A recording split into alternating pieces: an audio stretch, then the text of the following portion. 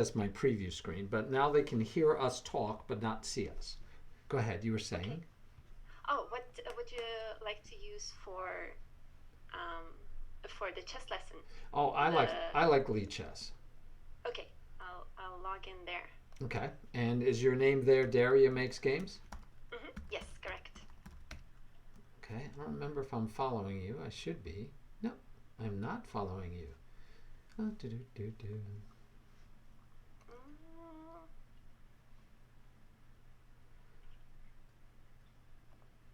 And do you play games on both or mostly on one or the other? yeah, mostly on chess.com. I actually never used Elite Chess for streaming, but I'm thinking that I should switch to it Oh, okay. since it's free and all. It is free. That is one of the reasons I like it. I'll tell you other reasons when we're on. Actually, we're on stream. I love their studies for teaching. It's great for teaching, and you'll see how. And it's good for getting a lesson, right? It's good for both sides. So Right. I think you'll like what you can do in it when I show you how to work it. But it's also free and it's open source, and so you got to kind of love somebody that's giving chess away for free. To me, that's True. just like that's the way it should be, right? You shouldn't have to pay to play chess. But chess.com is doing a lot of good things for the community and raising money and giving money to grandmasters, and so it's also got its definitely has its benefits. I like them both. I have no problem with either of them. So let's go to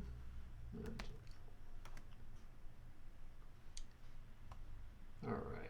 And when are you streaming? Because I don't see your stream live still for some reason. Not yet. I want to announce it first Okay. on my Ooh, let me send out a note. Discord. That's a good point. I usually send out a note, and I have not done that yet. All right.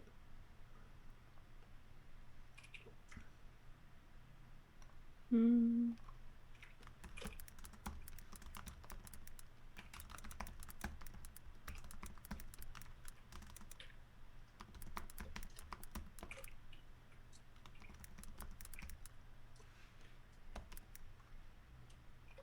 All right. Let my live stream know that we're going to be doing this. Send that, please. Okay. And then we can go back to chess.com, and I gotta find you. That's always fun. Do you have a? Can you give me a link to your account on chess.com? Yes. It's a lot easier than me.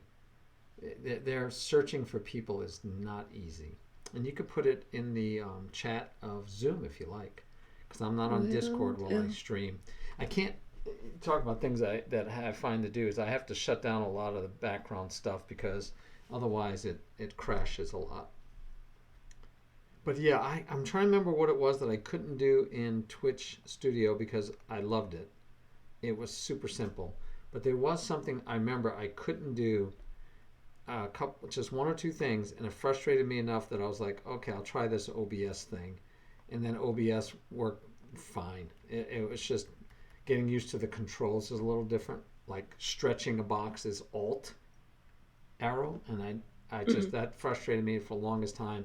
I kept trying to find out how to stretch a box, and finally I tried. I looked it up, and I was like, "Oh, Alt." Then it was easy. Got it. All right, so that's no, I meant your chess.com account. I know I can find you on Twitch. I mean, it's called the same, but I'll. And it's not showing me that you're live. Oh, because you're still not live. But yeah, no, I'm live now. I meant your I should be live now. chess.com. Oh, are you? Because I still don't see you showing. I didn't see you showing up as live, but that's okay. So yeah, no, I need your so that I can find you on chess.com so I can look at some of your games. Hey, I found you. All right, never mind. I do have you already listed there. You have 2 current games going on. Yeah, I'll need to make those moves in the next 6 hours too. Yeah, and I can't, of course, help you with those. That would be improper. Right. Yes, totally improper. So the lightning bolts are, what is that? Bullet is a bullet. Looks like it's a bullet going through the air on chess.com, right? That's your bullet Hmm. speed. Okay. And then what's the lightning bolt? Is that I rapid or don't is know. that blitz? No, that's rapid. So what is the little stopwatch? That's the usual game. The long Oh, is it? one. I think so. Wait, well, let me see. Yeah, no. No, you know what? Yeah, the stopwatch, I think, is. No, I think that's anything longer than 10 minutes. Okay, anything longer than 10 minutes? Let's see. Let me go all the way back in this game. All right, so the stopwatch is a 10-minute game, and you have one here. I have no clue who won this game. Looks Which like one are you looking at? You can one tell of me your the name. most recent ones. You played against a loser POV. I don't see. Oh, yes, I see it. Yeah. So I don't know who a loser POV is, but okay. So the stopwatch is the slower games. I usually like to use slower games for you to learn from. Oh, for sure. Yeah, there it's just it means that you had more time to find good moves, and it's just it's better quality. Right. Wow, you played some high-rated players here. Oh, just whoever joins my streams, I Wow. play them. Yeah, and playing on stream, as my friend Sudakus would say, you lose points just by playing on stream, right? Well, I never play rated I games. don't mean I meant that like instead of playing at your strength, you play at a lower Oh, level. So if you're a nice. 1069, you can like subtract 100 points and you'll play like only like a 900. I didn't mean that you actually lose actual points. Oh, I see, I see. Yeah, yeah. Got it, got No it. worries. No worries whatsoever. Okay, let me make a new study for you because I want to show you how easy it is to use Lichess to use it for the study purpose. Play all day Okay. long on chess.com. Definitely not trying to get you to stop doing that. But there is a lot of benefits to playing or to studying. Sorry for the noise, by the way. They'll Uh, pass in a bit. so I meant to ask you, what country are you in? United States. Oh, okay. I wasn't sure. For some reason, I thought you were overseas. I don't know No, why. I just thought you were overseas. you're on the East Coast, right? No, actually, I'm in the Midwest or mid. Oh, I'm, right. I'm like And I'm in Michigan. right. Now I remember you mentioned that. Yeah. So it's. I mean, it's not the East Coast, but I am on East Coast time. So that's probably why you had that idea because Oh, I am yes. on Eastern Standard Time. All right. So I'm going to invite you to this study also, and we'll start off with the study I'm about to invite you to, which is a different one than you're in right now. And then I'll show you how we work. Okay, All right. sounds good. All right. You are now invited. Marcus, hey. Hey, Chess Wizard. He's my first chatter today. I'm not usually on at this time, so I think a lot of people won't know that I'm. They're like, what? What is he doing? Do you usually stream at specific times? Every week, yep, 4 days a week. I try to. Oh, wow. I'm ex-military, so I like to stick to a schedule, and so I Hey, always do, Abel. Sorry. I do Tuesdays at 8, Thursdays at 8 p.m., Fridays at 11 a.m., and Sundays at 1 p.m. Wow, I need to get to your diligence. Yeah, I'm like all over the place. Oh, okay.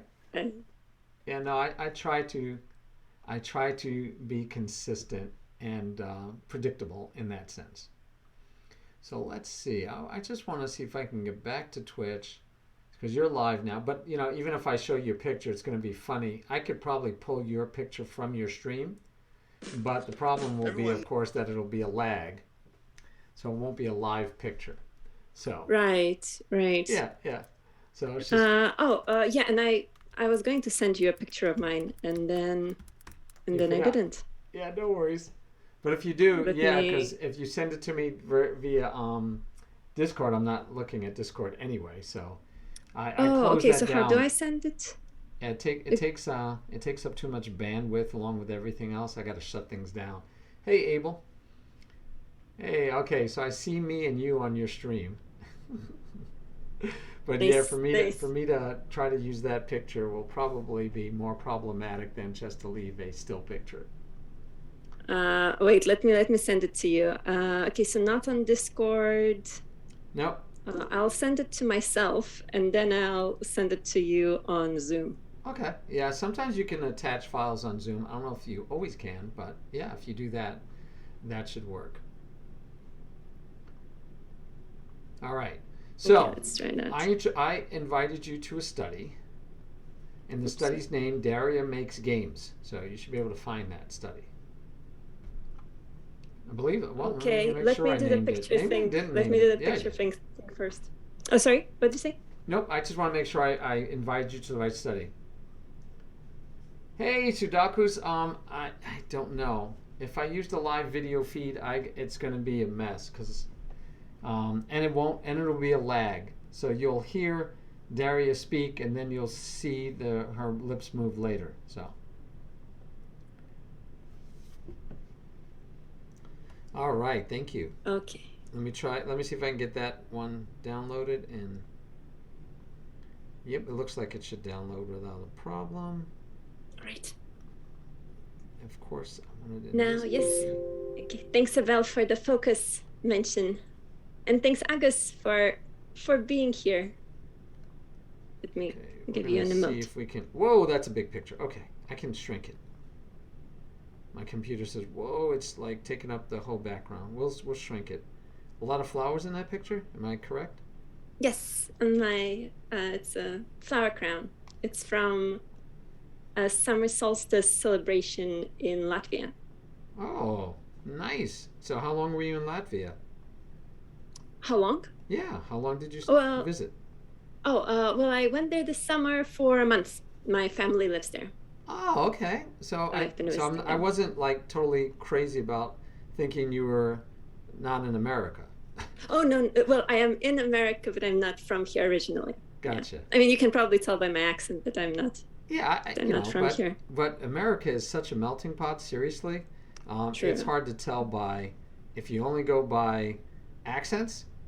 It's a bad way to go, in my opinion. I mean, that's true. That's true. So many people grow up with immigrant parents and things like that. Which is, I think, a cool thing, right? That you can have. Oh yeah. That so. All right, I've got your new picture with your crown of flowers. Cool. Nice picture. All right. Thank you. All right, Sudakus, I can't do the live feed. I could if she could do Zoom and her stream like I can do with mine, but we'll work on that later with Daria. But right now, we got a cool new picture. So, all right, so we're doing a lesson with Daria. And Daria, I always like to ask all of my students a couple of introductory questions, make you relax, let everybody get to know you. So Daria definitely streams, and you guys should check her out. And it's, as you see up there with her name, it's Daria Makes Games. And she makes video games, right, Daria? Tell us a little bit about the Makes Games part of this. Oh, thank you for asking. I'm working on a 2D adventure puzzle game called The Land Forgotten.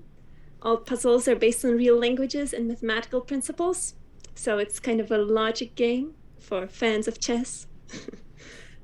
And yeah, nice. And I would love to give a shout out to you. Tiberian64. Go check out his Twitch channel for anyone who hasn't yet. But I feel like anyone who comes to me probably have seen you pop up on my Twitch chat and probably have seen your streams as well. I do miss your streams a lot of times, and it might be because you maybe stream really late. I don't know. What times do you normally stream? I think I just don't stream a lot. I've been streaming like once every couple of weeks these days. Okay. So yeah. Okay. Yeah, I try to stream like we talked about. I keep to a schedule, and when I can't make it, I have a super mod that not only is my mod, but he also subs for me and will stream on my channel. So it'll say I'm live, but if you go to it, you'll see him streaming instead of me. Oh, that's handy. Very handy. Nice. And I'm very grateful that Chess Wizard does that for me. And he gets to stream on a regular basis, and he doesn't have to hassle with the schedule and the planning it out and figuring out what he's going to do like I need to. All he has to do is sub for me and just get on and have fun. So it's kind of, I think he likes it too. I hope he likes it. Nice. Abel says that my picture with flowers, I look like a lion on there. Yeah. Either that or I don't know. I'm thinking like, I don't know, I'm getting Aborigine vibes here. But Nice. I don't know for sure. Sorry, give me a second. I'm going to go get some water. I forgot to prepare it this time, and I'll be right back. All right, we'll be here.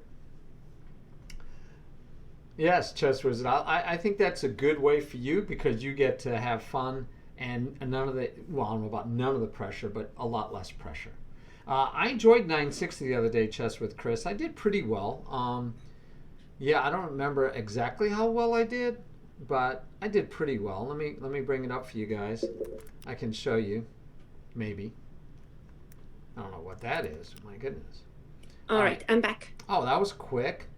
I was just going to show them that Chess with Chris had me playing in a 960 World Chess Championship tournament they had going on. And so my rating went from 1862. It's been forever because I don't really play it. I played it a little bit. And I ended up 1932, Chris. So you're still trying to qualify for the congrats. World Championship. Good luck, man. Good luck. Because I'm thinking you probably have some really high-rated players and really strong players supposedly in there. I don't know. But yeah, it'd be that's great a if you huge do. jump. Oh, and he's playing right now. So that's good. I'm glad you're focusing on that instead of talking to me. You should be focusing on that instead of talking to us.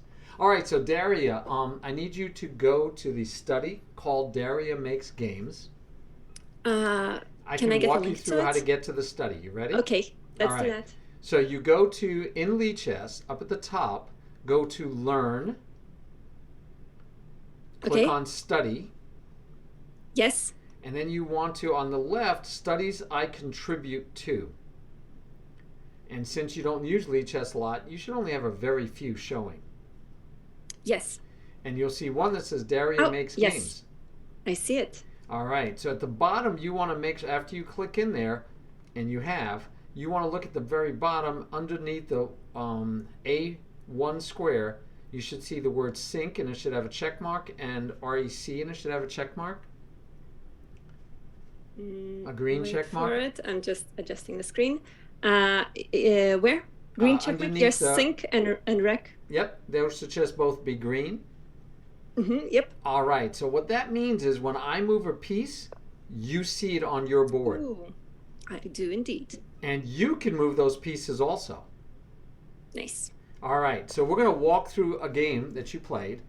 And guys, this is sight unseen. I haven't looked at Daria's games because mostly it was just a collab. And she's telling me, okay, we can do a collab, but you could just give me a lesson. And I was like, I don't know, I just want to do a collab. And she's like, no, let's do a lesson. And you guys know, if you ask me to do a lesson, you sold me, right? Because I love lessons. I love learning and teaching. So tomorrow night, Daria, I'll be meeting with National Master Metal Eagle. And I'd love to get him to give me a lesson on stream. That would be fun. Oh, nice. Yeah, I'll be looking forward to that. Okay, well, tomorrow at 6 o'clock. Be there. Okay, 6 o'clock Eastern time, right? Eastern time, which is what, 3 o'clock where you're at? That will be 3, yes. Yeah. I'm not sure if I'll be next to the screen then, but if I am, I'll definitely watch it. Okay, fair enough. So where on the East Coast are you? Just general area again? I don't need your address. Me? I'm not on the East Coast. I'm on the West Coast. I mean, in we're California. on the West Coast. I'm sorry. Yeah, I'm in San Francisco. San Francisco, outstanding. All right, I have family in Washington, the state. Oh, nice. And actually, I have a sister in Los Angeles. Oh, that's not far from here, to the south. And I've been to San Francisco. I went there on my honeymoon. Oh, that's awesome. That's a great place to come for a honeymoon. Long time ago. All right. So, you do make games. You're making you said what do you call it? 2-dimensional? Well, yeah, it's 2D. Okay. So it's like you look at it from a side. Yeah. Right? Yeah, it's like all flat. Yeah, like the old school. Yeah. I used to love those. Zelda, right, was even 2D. I think Zelda was always 3D. I always had a little pixelated one, and they shot the Oh, sword. maybe yes. You know what? Yes, sorry, you're right. The older ones, yes, Yeah, they I were. didn't. I've never played the Uh, 3D version. I'm like oh, I okay, said, okay, I'm really old school. nice. Have you? And I know you're a lot younger than me. That's okay. But have you ever Oh, no, no. read or listened? Oh yeah, trust me, you're a lot You younger. never know. No, no, I you know. you well, you look so youthful. Well, thank Uh, you. But you are a lot younger. So do you have you read or listened to? Because I actually listen to audiobooks. So, Ready Player One. yeah. Okay, Hmm. I'm not talking about the movie because the movie was nowhere as good as the book. But did you read it? Yeah, I All have. right, all right. Because that to me is like, I mean, he talks about all the games that were like the initial the video games that started it all. Right, the 80s, all the Yeah, 80s yeah, arcade games and mhm. yes. And a lot of those games were 2D, right? Right. Adventure I and mean, all at that time, all of them were. excellent. All right, cool. Last question before we start the chess lesson because that's what you want. Yeah. Um, do you have Oh, I'm you? happy to just chat too. Oh, So okay. it's all good. Have you ever played D&D? You know, okay, so I grew up in Russia and oh, thanks so much for the follow. Wait, who was it? Shuvashish. Thanks so much. So I grew up in Russia and we didn't have access to like the actual D&D, Okay. but we kind of made up our own version of Hey, D&D. sure. So the answer is sort of, but not the official So D&D you version. had your So own made we up had, version, yeah, we had a dungeon master who would basically come up with whatever they want. right? And So you couldn't but get we the didn't books or like follow. anything? No, no, Wow. we just, yeah, we didn't even, I don't think we even had the dice. I think we just like one person would count in their head and then someone would say stop, and that's it's like the cheap version, the poor man's version I of would have never D&D. thought to have somebody counting their head to 20 and or not even to 20, right? Because it would have to be almost you don't I mean if you knew they were counting to 20, you would try to get it you get it really late. So you'd Right. want random numbers to be thrown in his Yeah, head. true, Oh true. my gosh. I guess you could have written random Thanks, numbers on Sadakos, little for the pieces of paper. subscription. Sorry. I was thinking you could have written the numbers 1 through 20 on slips of paper Oh yeah, that would have been smarter. and put it. Well, but Right, this way we could start playing. We could start playing like at the desk or something, but then continue while we are on the bus or yes, like walking somewhere. So that was yes. kind of the benefit of that option. So did you enjoy the Oh, I strange loved version? it. Yeah, yeah, yeah. Okay, so here's an idea I have. I just now Okay. had it. Okay, I just had this Okay. idea. I'm always looking. I'm always telling people because I write books and I do artwork, but right now writing books is my Oh wow, focus. so many talents. Well, thank you. Well, look at you. You're designing games. And what's Oh, beautiful is your make games is like part of your streaming, right? I mean, half the time you're showing people your efforts at making your game is what you stream, right? true, Yeah, true. and all I At stream least is I try chess. to. Yeah. Yeah, all I do is stream chess, and Maybe you so should stream your art. see, and I've been looking at should I stream art? We were talking about can I stream writing, and I'm like, well, that's got to be the boringest thing to watch, right? You So my know, stream said, go ahead, you got an idea? there is an author, Brandon Sanderson. So he at some point did like videos where he's live writing when he was less popular than he is now. Oh, So maybe okay. you could do something like that. But sorry, I interrupted you. No, no, no, that's fine. That's a collaboration is supposed to be where we can talk, right? Go back and forth. So yeah, no. My stream was saying I could read the story I'm writing versus writing online. So I could read it out loud and Oh, get feedback about the characters, about the names, about plot lines. So oh, I basically, love it. yeah. Oh, you I like it? love that Okay. idea. I might Yeah, try yeah, that. yeah. It's like an audiobook, I but might have to over try that. stream. All You right. can do a thing where you sit in a comfy chair, you Yes. open a book. Yes. And just read to my stream. Yeah, yeah, exactly. So I actually was thinking it'd be a little bit more stressful because I would want to read it like an actor reads an audiobook. I actually have 5 books, Sherlock the Gnome books, and they're about a gnome in D&D worldscape who wants to be the greatest detective in the world. Hence, his name is Sherlock the Gnome instead of Sherlock Holmes. Okay, so I've written 5 books already. I finished the draft for the 6th book, the first draft, but I have someone I hired. He's an actor. He is doing an audiobook of all 5 of those books. Oh, it's amazing. Oh, it's going to be so that's great. a great idea. I can't wait. But are you so confident about the books? You're not going to change them at all? I don't know what you mean, because they're already, like, you could buy them online already. Oh, okay. Yeah. So they're like finished. I thought they're in progress. No, I have. So 5 books. That's a lot. The 6th book is in progress. Oh, wow. So all of that came up from a D&D campaign? Yeah, actually, it was funny because so we started playing D&D, and I played with it's my son, his wife, my daughter was playing, and then family friends were playing. So it was we all knew each other, and our DM, our dungeon master, had this idea. He says, "Oh, I've had this epic adventure I've been wanting to DM for years. Let's do it." And we're like, "All right, let's go." So he makes up a whole world, and the country is called Athrofel, and he has complicated, very detailed maps of the whole country. And so we're plopped down into this world, of course, and we have to do characters. And he's big on backstory. So he's like, okay, before we even have our session 0 is the session you have before you actually start playing, where everybody gets to talk and meet each other. He's like, I need a backstory for every one of the characters. I mean, full backstory. So he told us he wants, parents' names, where they grew up, everything. So I figured I'd do a bard. I love Sherlock Holmes. I've read all of the books. I've watched all of the movies. I watched all the Basil Rathbone movies, which are still to me the Sherlock Holmes. Back in the day, black and white. You could see him on TV on reruns when I was a kid. I've never seen them. Oh no, No? I'm sure you can find a lot of them on YouTube, because that's just the way the world is today.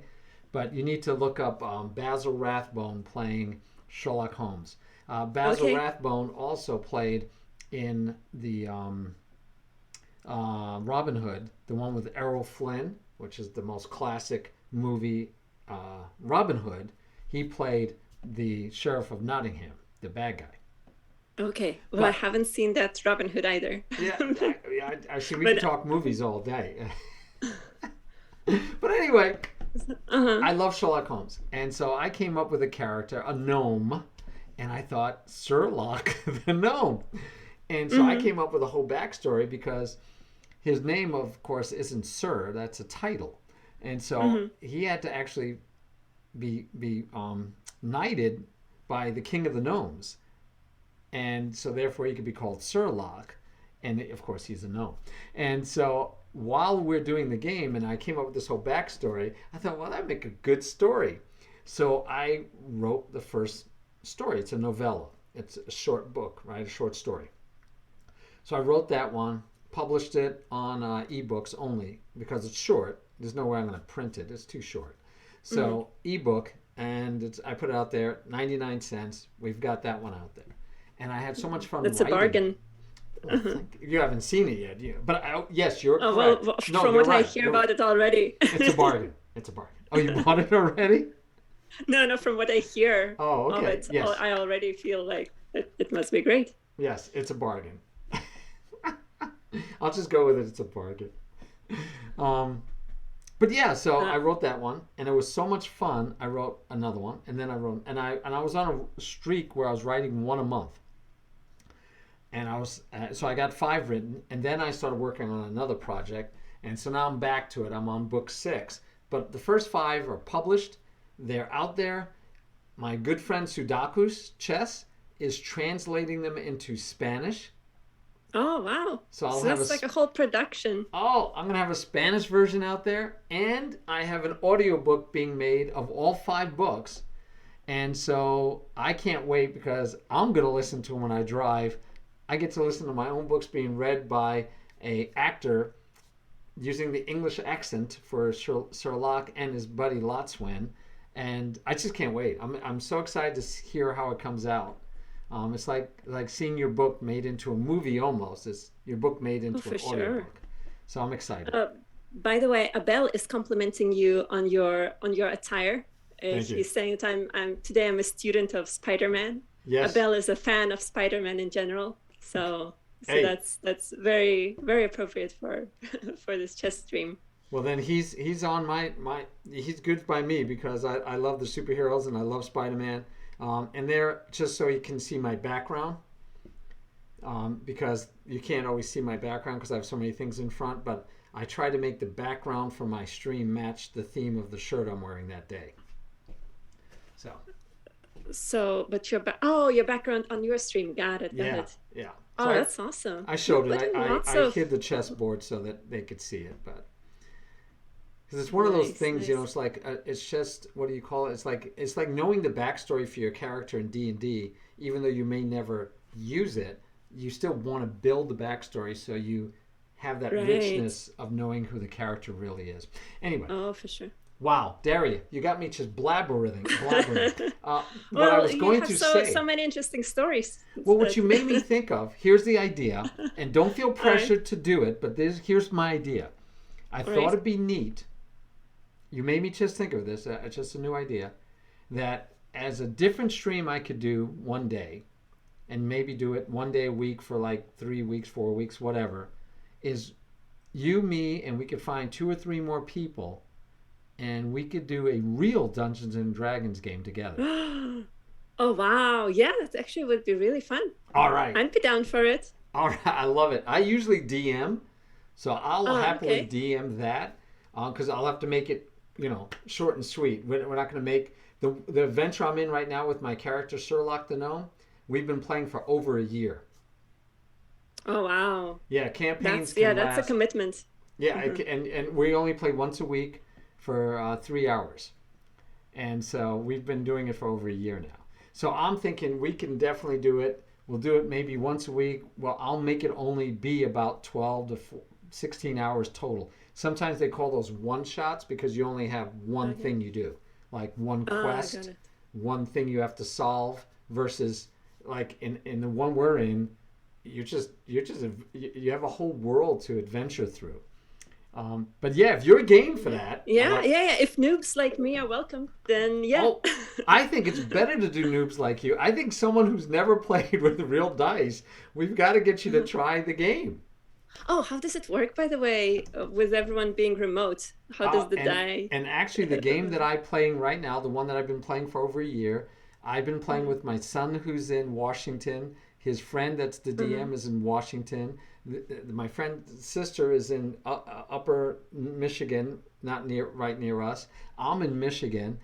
So yeah, we were spread out all over the place, and we did it all via Zoom. So, okay, Abel is excited about the idea. Oh, cool. So we'll do it via Zoom, and we just have to find a time that works for all of us. But I'm in the same boat with them. So like we play right now, we're playing Saturdays starting at, I believe we start at 8 o'clock now on Saturdays. We're going to be starting. And this is new because one of our players was in Michigan. She just moved to Japan. So we'll be playing Saturday night at 8 p.m. It'll be like 6 o'clock in the morning on Sunday for her. Nice. So, yeah, that's commitment. But I'm used to navigating. You know, you'll be on the PST time. We'll be on EST time. We'll make it work. Now we need to find 2 or 3 more players, preferably streamers, preferably from the streamers team, right? So like, it makes sense. Well, it sounds like you are often streaming with other people, so you probably have. Yeah, but I gotta find ones that'll play Dungeons and Dragons. Everyone would love to do that. With a DM like you, come on. Okay, we'll see. We're gonna have a blast. I'm gonna hold you to this. Now I gotta find. Yeah. All right. All right. So we're going to help you. We'll teach you. We can even have collabs every once in a while where we'll roll up your character because that'll take time. Hey, Chess with Chris, who is in the stream team, who does stream, he says he wants to play. So oh, nice. There we go. We already have one. Yeah, we're going to have to put we it out already there. have 3. Yeah, we're going to have to put it out there. Do you have any dice yet? No. Okay, so you won't need dice. Okay. You can use D&D Beyond. And what's so that? Is that I the will leave website? that up to you. Go look them up. D&D Beyond. You don't need to pay. And I'm very positive you could play for free. But you can join my campaign, and I would be the one that pays so I can get access to certain books, and that'll give you access to the books. But in the app, you can roll up your character, you can have all the stats, you can have everything in there, and you can roll. So you actually won't need to buy any dice. You can actually just use the computer program to roll your dice for you. Okay, sounds good to me. So that way we take off the now if you fall in love with it and you want to play more and you want to play in person, it's always nice to have real dice. It feels good. It's like playing chess with a real chess set instead of playing online. Right, the over the board. So so you'll want to get dice eventually if you enjoy it. But I think you'll have fun. I'm going to encourage us to probably role play really heavily, which is the best part of D&D. Okay. I'm looking forward to it. All right. We're going to do D&D. This is fun. All right. All right. So I got Daria, and we have maybe Chris. He says it depends on what time we find. And we'll worry about all that later. We're going to do this, Daria. And okay. We're looking forward to it. I predict before Christmas, we're going to be at least rolling up your character and getting ready. We'll have it planned out. Okay. Awesome. I don't know how much time we'll have for it, but like a few hours a week, like a couple hours a week, like one session a week. I'll definitely love to. Let's do it one session a week. We're not going to be competing with Critical Role and all that. We're going to do it for fun for us and to get you an introduction to D&D, right? The real nice. D&D. Yeah, that would be great. Okay. So yeah, one day a week. We'll find a day that works for both of us. We'll find a time, and 2 to 3 hours max is good for me. Like I said, the one I've been doing with my friends is 3 hours, and we usually take a break after like an hour and a half. So anywhere from 2 to 3 hours, I'm good with. If you need to make it 2, we'll make it 2, because you and I are the inaugural 2 first players. True. So we get to decide how long it is. We get to pick the day. Yeah. Well, 2 hours would be perfect for me. Okay. Okay. 2 hours works for me. That's how long I stream because I get burned out. I'm old. Yeah, me too. Too. I get tired easily. Yeah, you get tired. Now, hey, when you're playing, you might be like, no, let's keep going. In which case, then we'll see. We'll go an extra. We can always go over a little bit if we want, but we will schedule it for 2-hour blocks. Yeah, I think it's a good idea. I love it. You got me excited. So one of the things we're going to have to do for you, since you're probably going to want to stream it, right? Yeah. All right, so we're going to have to get it so you can do the Zoom cameras, because you're going to want to stream and see not just me, but you're going to want to be able to see everybody else, and they're going to want to see you. Yes, I'll need to figure that out. I might have to just put in an extra camera and do it that way. Yeah, extra camera or a monitor. Because if you do the monitor, then maybe you could do a screenshot from the other monitor. Oh, and like share my screen through Zoom. Right. So like right now, my picture is Uh-huh. not my normal picture I use when I stream. I'm doing a screenshot of the Zoom window to the right of my studio. Wait, I think I might be able to do it now. You can play with it, but that's something else we can work on later if you want. But yeah, if you could, that'd be great. That's not because if you could, for at least with OBS, I would have to almost reboot sometimes to get it to let go of the camera, because you would have to tell Twitch, okay, Twitch, you'd have to turn off your camera on Twitch, turn on the camera on Zoom, and then do a new element on Twitch Studio. And I know you could do it because I used to use it. You do a new element, right? They call them sources or elements. and you get a new source and you say, I want a screen, and then you grab the screen from it, and that's what you would use. So you'd just do a screenshot of your picture on the Zoom window. So you're playing with it now. I can tell because yes, now because my I'm getting picture's quiet. my picture's in the wrong place. So now what you're doing there is you're sharing your whole screen, right? No, I'm sharing a portion. Should be a portion. Do you see a portion? Yeah, of the but screen? I'd have to find a way to shrink that because there you go, because you were on full screen for me. But yeah, I can work Oh, this. I I can work around that. Because then what I would do is I would stop my video here. I would then only use your picture, and I can do that. Here, let me Oh wait, play but with then it. I won't have your video. Oh, that's true. See, if I Okay, maybe this is because my only bad problem idea. is my Let video me- becomes so tiny because it's because you're sharing your screen. So what you would want to do in Twitch Studios, instead of sharing your screen via Zoom, you wouldn't share your screen, and you would make a Twitch Studio element or source and have that point to your picture off of, like, how do you show my picture right now? Well, I just have portion of the screen set up to show your picture, to show the zoom. Right. But So now let's I say you don't turned know how off to let's say you cancel. turned off your camera for Twitch, right? And then make a copy of how you show my picture. Show your picture the same way you're showing my picture. Okay, I think that's too complex for me right now. So let's just Yeah, we'll do it let's later. just keep going. You, the video game designer, that's I can't do It's a this technical- technology stuff. I design games. But yeah, whatever way right now you're doing a screen grab of me, you should also have your cell is next to mine, right? But it's blank Right. because you have the camera off, right? I have a camera on. Right, but next to my picture in Zoom. Right. Mine, yes, in Zoom it's off. So you captured me. Do another capture, the same kind of capture you did with me. Just do another capture, and do it of that blank spot that says DariaMakesGames on Zoom. So instead of my picture, it would be above it or below it, depending on me. You're above me. On your Zoom, I might be below you. I don't know. Right. Yeah, I think I'll just get an extra Like I said, camera and do it that way next Just time. get an extra camera. Okay. Whatever works. All right. Yeah, but we're gonna have to do that so that you can so we can see you, right? We want to be able to see you for the D&D for sure. For sure. Yeah, and this is something I'll have like to I solve said, that. we can get together some other time.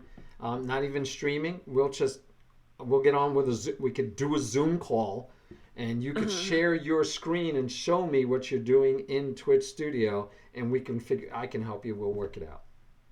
All right. Cool. All right. So do you chess want to do time? chess? Yes. Let's do it. Because I'm having too much fun talking about D&D. No, you that me is great. so seriously pumped. Like, what kind of character did you play before? A troll. A troll? A troll medic. Yes. A troll medic. Okay, yeah, we Yes. need to get you some real D&D. Trolls are evil creatures, you know. Oh, really? Yeah. You Well, don't wanna be a troll. in our version, Yeah, it anything was okay. anything went. So the classics are more like if you watched there you go. Chris said he played a ranger before. So the classics are if you watch the Hobbit movies and the Right. Lord of the Rings movies. Have you seen those? Yeah. All right. So any character in there, it would be a classic D&D character. It was actually. Well, there are trolls in The Hobbit. Are they good characters or evil creatures?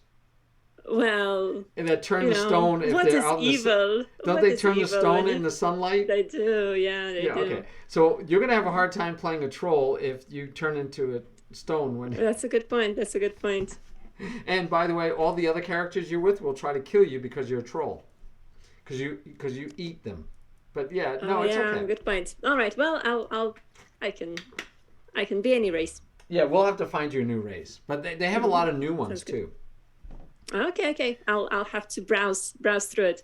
If you can get that crown of flowers, you might want to be a druid. Oh, I love that. You can I be a love the druid idea. with those. By the way, there's a new Dungeons and Dragons movie coming out. I don't know when it's coming out, but it looks really good, and it's got top name actors in it. Oh, I didn't even know And there's a there female was something druid. yet. Oh, you didn't know? Okay, You okay. gotta check the trailer. Go search for D&D movie trailer, new movie trailer or something.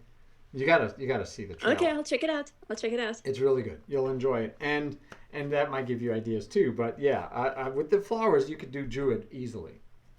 Okay. This will be fun. This will be so much fun especially with newbies. It's great. Nice. Okay. Well, I'm you'll looking enjoy forward to it. All right, let's do chess. So, in our study, we have two games in here that I ported in for you from chess.com because that's where you play. They are both losses. We'll just tell you that up front, but that's okay because we learn more from our losses than our wins. For sure. But I won't be able to see how much time you used as you went along, which is one of the things I like to do when I'm going over a game is see if you're playing too fast or playing too slow. So I won't be able to know that. Okay, but let's take a look. So you played d4. Nice.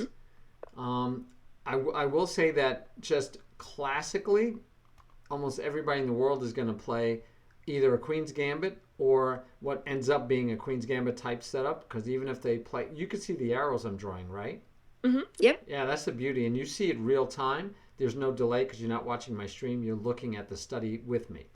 So a lot of times you'll have this kind of setup and this and then that. Or even oddly, a lot of times you'll have C3. But yeah, you don't see this too often because you're attacking a pawn that's already fully defended. But that's okay. By the way, when I teach, I usually look for one or two things to help you with versus like inundating you with like 20 things to learn, right? All right, so if I told you this was bad, if my name was Ben Feingold, who is like the oldest US GM, I think, Grandmaster. Well, I don't think he's the oldest, but Oh, no, I think he's the oldest active really? GM. Yeah. Oh, active. Yeah. I think he's maybe. the oldest active US GM. I think so. Because he's older than Yasser Sarouan. I think he's the oldest. He might be the oldest and we're talking about US Grandmaster. But anyway, I think he is. But anyway, he Because streams. the oldest in the world is No. like 101. It's the Russian one. No, Right. no, not in the world. Definitely not in the world. So, you said you were in Russia. Are you Russian? Yeah. So my family, my father's side was either they came from Russia or from Poland, and we weren't sure ever. But they immigrated to the United States when my grandfather was like 6 or 7 years old or something. Oh, So nice. yeah, Nice. Yeah. Anyway, so if you're Russian, similar roots. yes. Yeah. Well, and I was born in Latvia and grew up in Russia. Okay. Well, so then you're supposed to be really good at chess, right? That's what everyone says. That's what everyone says. I don't know. Those genes aren't. It's one of those stereotypes, and one of the stereotypes that most people are like, yeah, I'll take that stereotype. Yeah, okay. The good ones you want, right? You don't want bad stereotypes. Right. You want good ones. So Ben Feingold would say never move the F pawn. And actually what he says is never play F3, never play F6. He doesn't actually say that about F4, F5 where you push it further, because probably by that time you're being more aggressive. But he says never play F3. Why do you think that is? I don't know. But I can say that this move I took from a Chessable course. Ah, look at you taking Chessable classes. Right. Well, right. all of this is the Jabava London Gotcha. system. All right, so and I love it when students follow chess opening lines that they've learned because they get into a lot of trouble. No, it's fine. It's good. You can do that. No, I probably do get into a lot of trouble because I know like the first few moves, but then it's always. Yeah, it could be. I don't know, Abel. Which part was it from the movie Spider-Man? I don't know. I love the movies though. I love movies, and I love Spider-Man movies. So well, the Abel reason... is a huge Spider-Man virtuoso. He knows all of them. Cool. He can outdo anyone's Spider-Man knowledge. We should probably talk sometime about that. I could talk the Marvel movies all day long, all the Spider-Man movies. I love the last one where they tied in all the characters that played the Spider-Mans for Fox Studios. That was awesome. That was Right, because awesome. all the how they- actors were there, right? I Oh haven't yeah, actually seen they it, all but came. They all played in it, and it was like it was just awesome. And the self-deprecation and the funniness, the jokes were hilarious. I can't remember which one. I know Abel will know. He was like, yeah, I'm the one that nobody remembers. I'm the, I was I'm always the outcast, and it's because his movie was like, yeah, nobody remembers it. He wasn't the first. He wasn't the best. But anyway. all the Spider-Man jokes. So this one, this move is normally not good, and by the way, I understand you're doing it because of the opening, but it's a problem usually because you normally want a castle king side, normally, but obviously you might not be here, and you want 3 unmoved pawns in front of your king when you first castle. It's the safest way, but yeah, let's see how it goes. So is this part of the Jabava London tour? Or did you throw that in on your own? Yeah, this is it. Okay. From what I remember, I now kind of want to double check myself in the chess book first. Maybe we can look at it after. Yeah, we can probably look after at it this. because this it just starts getting dangerous. But I do have the opening Explorer on at the same time, and I will tell you this has been played 110 times by masters, by master level players. So you are definitely still in book. Okay, good. Because there's no way there would be 110 times if it's not book. So so part of this for me, Daria, is interesting because you being around what was it, 1,000 chess.com rating, for you to be memorizing opening lines. Usually, I tell you, nah, we don't want you to spend your time studying opening lines. We want you learning basic principles. But that said, let's see how you do. But I mean, if you're going to memorize stuff, I want you to memorize principles versus an opening, just because you're going to get to a point where your opponent doesn't make the correct opening move, and then you're on your own. For sure, yeah. And if you don't understand everything about what you did to get to that point, if you don't understand that your king is open, so that's why I said you're probably going to castle queenside or stay in the middle, and that you're trying to trap a bishop and win material. If you don't understand the risks involved with it at the same time, you could get hurt. But let's see. So you're still way in book. So you did a good job of memorizing this line, by the way. Yeah, this is it. I think this is where I'm on my own. I don't know. You're 49 times this has been played. Okay, that's good. So that's good. if you're curious at this point, yeah, the next G5 has been played all 49 times.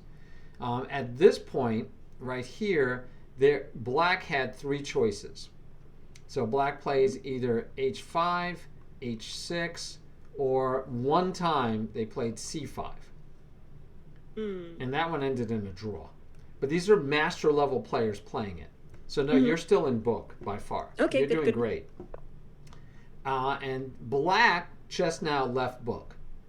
Okay. So Black normally is supposed to go here or here. Oh, interesting. Going back. Yeah, those are the 2 moves that Black has made 49 times. 43 times he's gone to D7. And only 6 times he's gone to G8. He's never gone to here in the master games in Lee chess. Just clarifying. If we went and looked at all of Lee chess, I'm sure he's gone here, right? I'm sure he's gone there at some point. All right. So Dakus is bringing a good point that you want me to get away from the memorization of the moves and understand the principles, which makes sense. Yeah, I really, I mean, until you're probably like 1,500 chess.com, I'd say you'd spend your time more wisely learning the principles than memorizing opening moves. But, makes again, sense. let's see how you do. Let's see how you do. All right. So don't know if this is book because, right, his move got you out of book. I don't think it is. But his move got you out of book. So if at this point, I take it this is not what you studied anymore, though. Yeah. Okay, so you're on your own at this point for sure. Right. All right, so for you, a easy thing to do when you get to a point where you're like, well, now I'm not in my study anymore. I don't have my moves memorized at this point. Then it's time for you to really look hard to see what you should do, right? Because now you got to find a good move, and you got to find it on your own. But let's say we like this one. You're going to be able to develop the bishop. The knight has a home, which he doesn't have too many spots. And if you can get your queen out of the way and castle, you might be happier. But let's see what happens. Okay, he's not overly aggressive. I mean, he could have went here to break open the center while your king is stuck here with all these pawns way out of the way. By the way, this knight is totally useless for a long time, right? All right, so you developed a bishop, but this bishop, like you chased him all the way back there, you're kind of letting him trade him off, right? So we'll see what happens. Well, that was actually also part of the lines weren't exact, but in that theory, this of is course, normal. they did say that it's a good idea to change them because black has a good bishop on g6. Okay, which we kind of help. Again, we can take a look at the. No, I believe you. I believe you. And right now you're making a simple threat of pushing this pawn.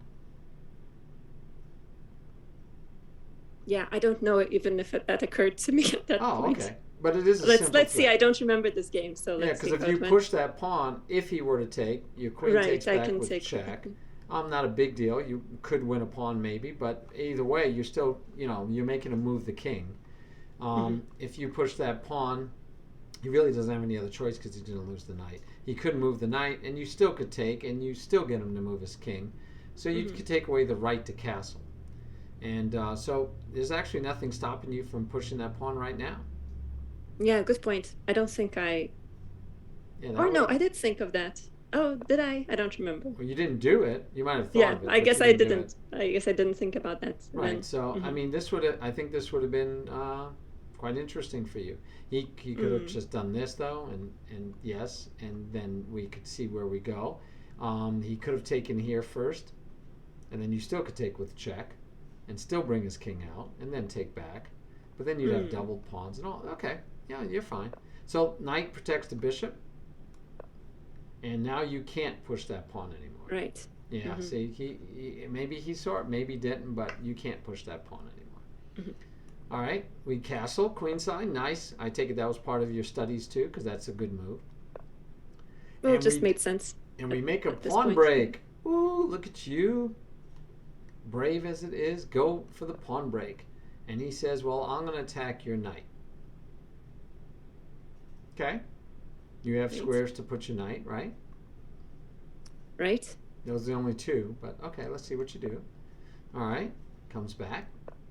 Queen decides to come out and attack the bishop 2 times. Okay, and you're only protecting one, so you either have to protect it, you could push the pawn, or you could trade and then push the pawn, or never push the pawn. Okay, let's see what you choose. You push the pawn, nicely done. So far, so good. Whoa, okay. So I was happy with everything you've been doing so far. You've got, look at your pawns way deep in black's king side. The king isn't castled. This knight isn't moved yet. This knight is ugly. And that knight doesn't have any good squares except for here. And then even after it gets here, the only good square it has is here. So that's a bad knight. That's like you have an extra piece. Now, your knight also is not looking that good. So we'd probably want to make sure we got that knight into the game. Right? So this is a bad piece. We want to get it into the game. But makes sense. The move you made doesn't help that knight. Remember, we want 3 unmoved pawns in front of the king. So really, we want the king here where the knight is. And we want these pawns not to have been moved yet. And this just invites him. It invites him to take. He's got the bishop opened up now. He's going to be able to get these pieces out of his way. And he's going to be able to get the knight over here. He's going to get the queen over here. So this actually weakens these 3 pawns voluntarily. Okay? Now, if that's in your Jabava book, I'm going to be super shocked. No, I don't think so. I don't think it even goes that, I hope that not. far. And now that you took back with the knight, he can not sack, but he could trade the bishop for the knight and expose your king more. Or he could try to come over here and threaten to win not win, actually. Your queen's still covering it. Let's see what he does. He's going to develop the knight out first, which is fine. Your knight doesn't really have any great squares. And again, you could move your king here, but now look, you have this open file at your king. We don't like that. What's he doing, by the way? What was your thought here? I don't remember. Yeah, it was a while ago. That's a good question. Yeah, I don't know. But now that you are talking through it all, I am thinking, yeah, let's put a bad move. I just don't see where he's got any. You're moving them. So the action that you have to worry about is this action. And unfortunately, while his king is still in the center, they're all locked up. You really have a hard time of getting to them. Your pawns are in the way of your own bishop. Right? Your bishop really doesn't have any good squares. Right. So what would be a good move here? Yeah. So, well, one is I wouldn't have pushed the pawn. So once you push the pawn, I'm worried. Right. The only place I see this knight going is here, but I also see that he made room for this. He might castle and get another rook over here. So I'm anticipating pretty quickly he's going to try to pile up on your pawn. So I'm thinking things like maybe queen here to protect this way because I want to bring this knight over this way. I want my pieces over here on the queen side instead of taking them all away to the king side. All right, and so he makes a pawn break, which is logical because your king is a little bit exposed. His king is in the center, but he can cast when he's ready. All right, and then black won this on time. Yeah. So I don't know. And I think that's probably also why the last moves weren't. Because you're really that low sound on time. Because I was just panicking. Yeah. Okay, so and that might be partly because you were streaming, so you were low on time. But wow. Oh no, I lose on time all the time. So. Gotcha. Well, I mean, just when I'm on my own, I don't play such fast games. I usually just play longer ones. Okay. But yeah. It takes you a little longer to find the moves that you like. Yeah. And or is it that because you're playing? The part I don't get is you were playing opening moves that you had memorized. Yes. So I would have thought those would have came quicker. So well, maybe I got distracted by chat or something. I think so. I think you're distracted because one of the biggest benefits of knowing openings, and I tell my students, because they think, oh, I'll learn this opening, I'll win all these games, and sometimes they do because of traps. But the biggest actual benefit for the opening is how much time you need to study, and that it gives you time during the game. So if you know your opening moves, and as long as your opponent plays moves that are inside your opening study, you could rattle off those moves because you're not trying to decide what's a good move. You're playing moves that you've already decided were good moves at a different time. Right. So you save time on the clock. So the fact that you were low on time and lost on time in a 10-minute game where you played book moves being your theory moves, what you studied out of that Jababa on London video or YouTube or wherever you got it, you played most of your moves were out of there. So yeah, you should have saved a lot of time on your clock.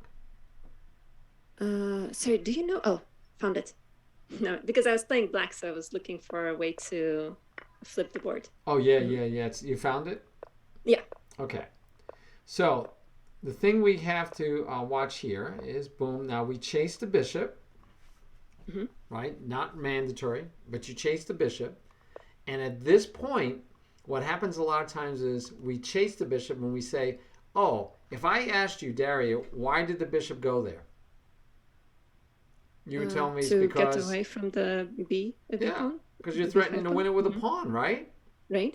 So what we miss is, while that might be why he moved here, what else happened when he moved here? How did the board change? What do you mean? So if we go here, right now that bishop is attacking the knight, which cannot move because it's an absolute pin. Right. So the fact that the bishop is attacking the d pawn now. Yes. The d5, right? Yes. So we have to always look at how the board changes. So let's go here. On this move, how did the board change? My knight can no longer move. So if he could get the knight here, that knight still can't move. Right? But you would just take his queen right now, but you get the idea. Okay, so the way the board changed, that bishop is no longer protecting this pawn. That bishop is not blocking this. So you have a solid pin. And now he is pinning your knight. So then you say this. And so obviously you're okay if he takes, because otherwise you wouldn't do this. But obviously you don't like the pin because you're trying to get out of the pin, right? That seems to be your primary concern.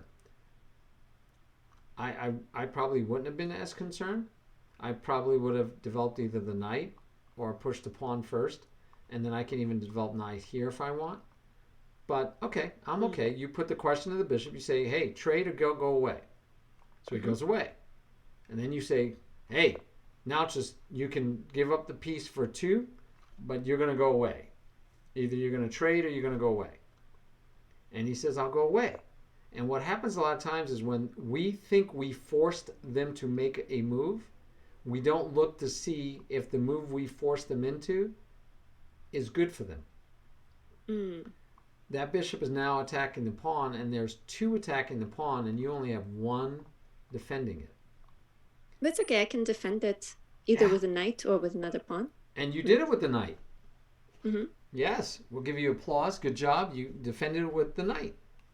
And then he attacked your bishop. Same thing you did to him. And then he didn't bother to chase it anymore. Right? He could have chased it another time. But instead, he attacks your knight. He's not pinning it. Right? Because the pawn is in the way. But he's attacking it. And what's the threat if he takes? That the pawn is no longer going to be protected. That's a good point. So it's called removing the defender. So this knight has a job. It's doing its job. And this bishop is threatening to fire him from that job. And when he fires that knight from that job, he's saying, I'm going to, that job, since you're not doing your job anymore, I can win something. Remember the tactic. I will rebel. Okay. So how could you deal with the fact that he's threatening your defender? I could have gone e6. Yeah. So if you did e6 to protect the pawn, now you do have a pin, but guess what? Your bishop's free. We want to get that bishop out anyway. You could break the pin, we call it, right? You could break the pin, or you could go pin his knight. So you have options. You can even come here. You could ignore the pin, but the pawn is now protected. All right, so instead, we did what? We chased the bishop, and this time the bishop wants to take your knight. So you actually encouraged white to make that move. Right. Horrible choice. And then instead of him grabbing the pawn, he decided to first check you and see how you respond, probably. Okay, definitely use that. And then he gets to take that pawn. Now, he's pinned your knight. He could have taken with this knight, threatening this bishop. But he, of course, it's protected. So he's thinking ahead. I'm going to attack the knight. You take, which is nice because he moved his queen out of the way, right? He should have left it. If he had left his queen here, he could have taken back with the queen. He could have just taken that pawn for free. But now he's giving you a chance to take back the pawn. So that is a nice counter attack. Very nice. Let's see how he deals with it. He just says, I'll sidestep. So you are attacking this twice, but he's protecting it twice. And he's got sneaky tries maybe with a check, and your queen might be there. He's also attacking the rook. Where is he? Oh, yes. He's still attacking the rook. Because he was attacking it here. When you moved the knight. Yeah, but then I attacked the queen. He moved the queen. And, right. Now you're attacking the rook. So you pretty much, if you're going to try to hold on to the rook, you're going to need to take this probably with your knight.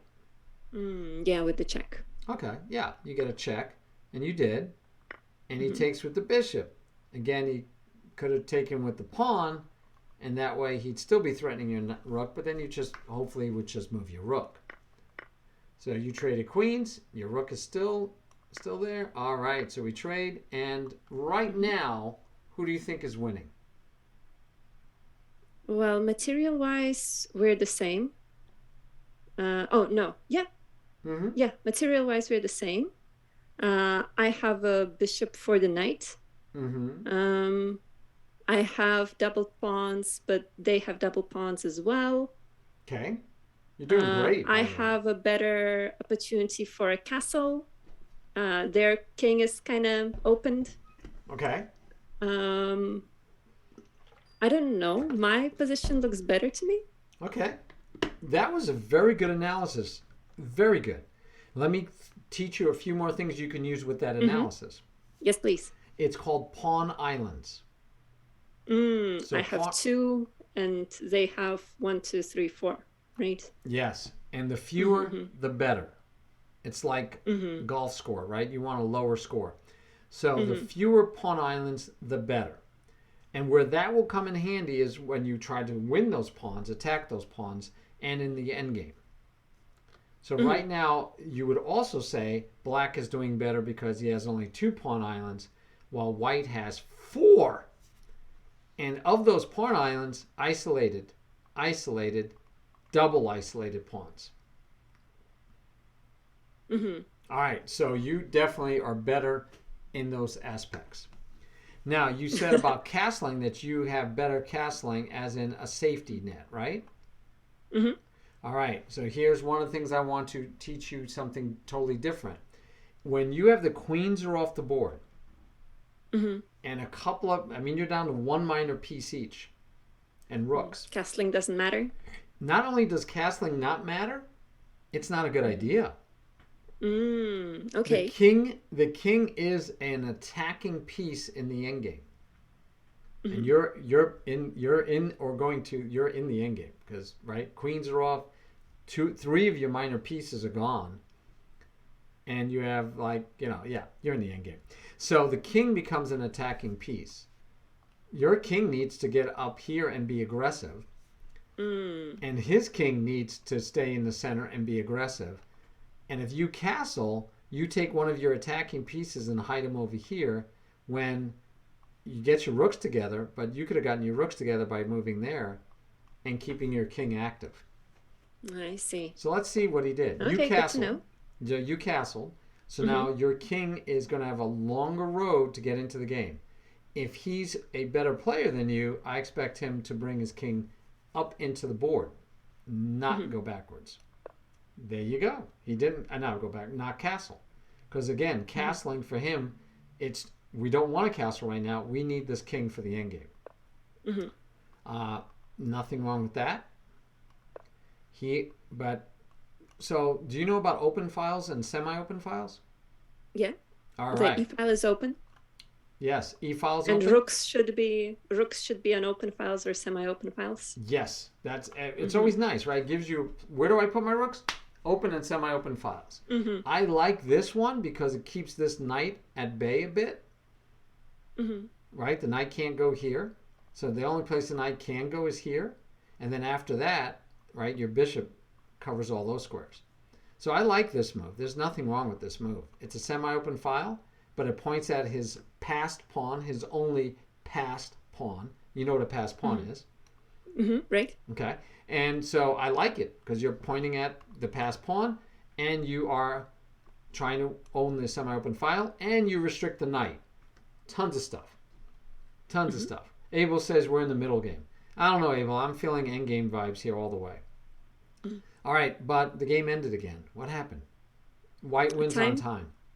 Yeah, that's right, my most common way of losing, I feel. Okay, well, here's a fun thing. Let's play it out because you can play it out because we're in a study. So it is black's move. Oof. All right, so here's what I would be thinking is that, well, first of all, I can see that my bishop is under attack. So I would need to do something about that. I can either defend it with the rook, and that also puts my rook on an open file, which is good. I can also move my bishop and that might be good because that pins the knight.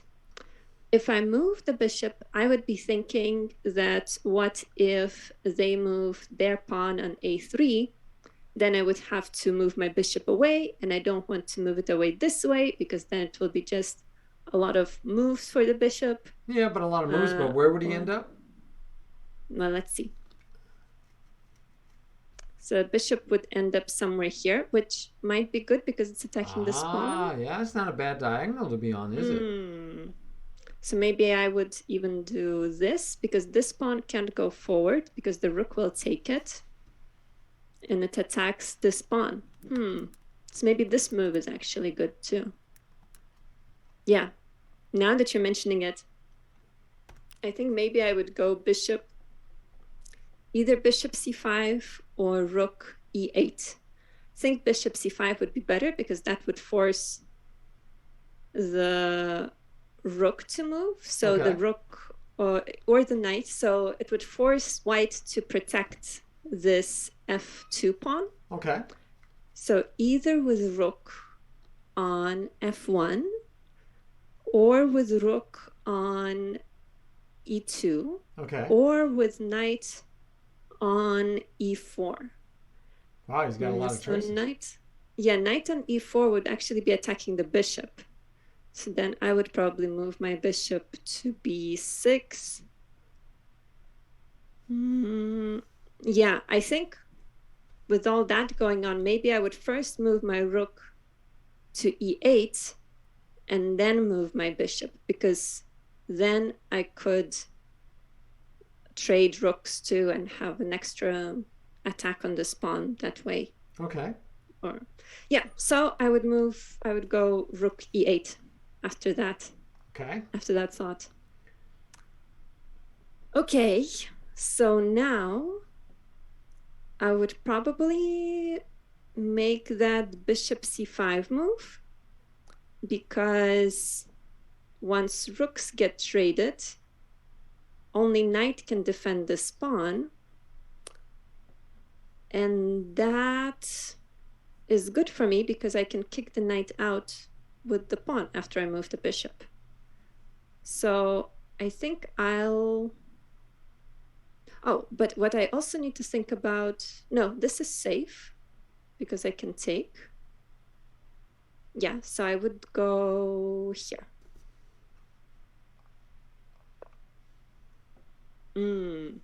Doubling rooks.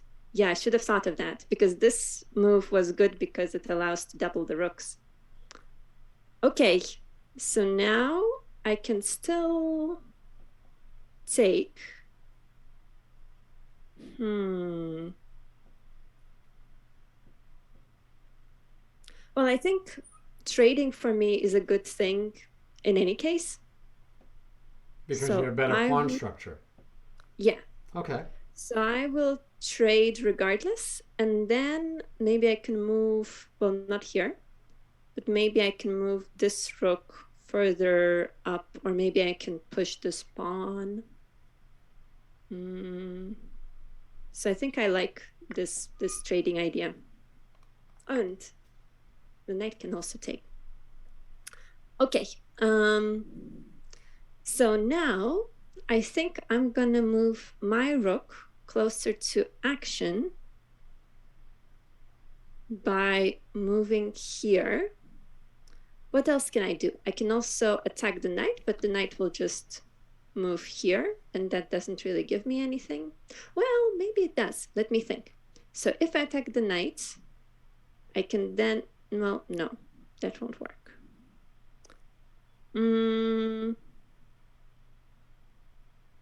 Maybe I'll move this pawn regardless, just because this is a better position for the pawn. Okay, so I can move the pawn. That's my candidate move number 1. I can also move this pawn, so that because then later I can push pawns further. Or I can move my rook here, the idea being that I can then, let's say, move my rook over here and attack this pawn. Or I can, and the pawn can't move further. Focus on the end game. I'm focusing, Abel. Okay. Or So yeah. Bell isn't even sure we're in the end game, but he's telling you to focus on the end game. Yeah. I love it. I love it. Over here, he's like, "Is this the end game? You sure this is the end game, guys?" And then for you, he's telling you, "Focus on that end game." These double tactics. Yeah, I think I would go rook d4 because I like this idea of attacking the pawn because the rook can't be defending both pawns. All right. Rook d4 is my move. All right.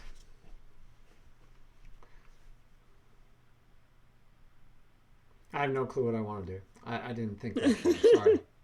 I did not think that far ahead. Okay. So now I can just exchange rooks and take the pawn. That looks to me like it works. Oh, no, I can't because then the knight will take and the pawn will be defended. But I can't kick out the knight. I can move, I can exchange the rooks, move the bishop, and then try to kick out the knight. So let's try that.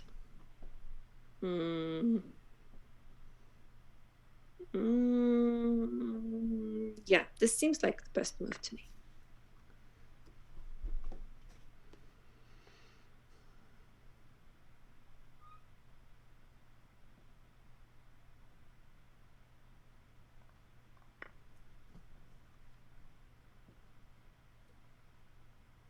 Okay, knight did take. I'm gonna move now back with the bishop. I could also move. Oh, I actually like the idea of moving forward with the bishop better now, because then I'll be attacking the b2 pawn, and the knight isn't attacking anything.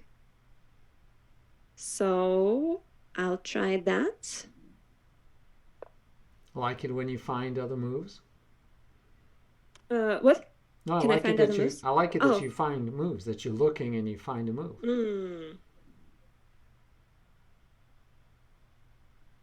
I'm just thinking. I figure I should think a little bit, at least. Okay, so now I think I'm gonna attack the knights with f5. Where can the knight go then? Knight can go to g3, c3, c5, g5. Okay, well, here it won't go because this is attacked. This is also attacked. This is attacked but defended. But in none of these cases, knight is... Okay, so actually in this case, if the knight goes to c5, it will be attacking the a6 pawn. And now that this pawn is on b4, now I can't just push my pawn to a5. You sure you can't? Well, then it will be taken, and there will be this passed pawn there. But the knight would be there. Right, but... Wouldn't the bishop get to take the knight? Yeah, but then the b pawn takes the bishop. No, not if you just took the a pawn. Well, I thought you were saying if the knight goes here. You said if you push, the knight goes here. You said you can't do this move. Oh, because then the knight wouldn't be defended. Correct. Yeah, that's a good point. But actually, well, another good point, another thing here to calculate for me would be whether this pawn can promote before I can take it in this case, because my king is very far from the pawn. And the bishop, I'm not sure if I would be able to take it with the bishop.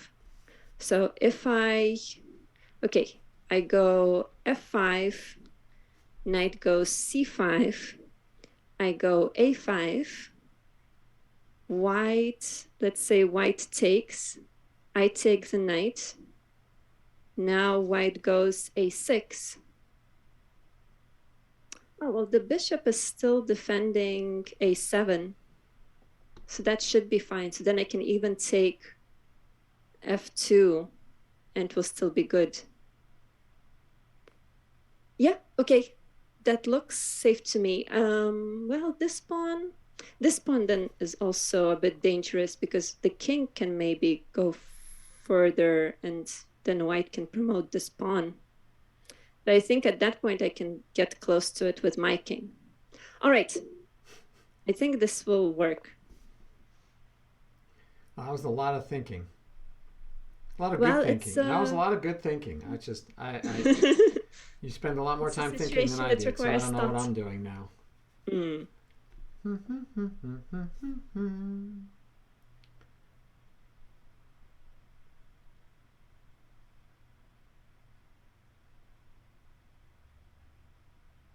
Oh, hey, Sai.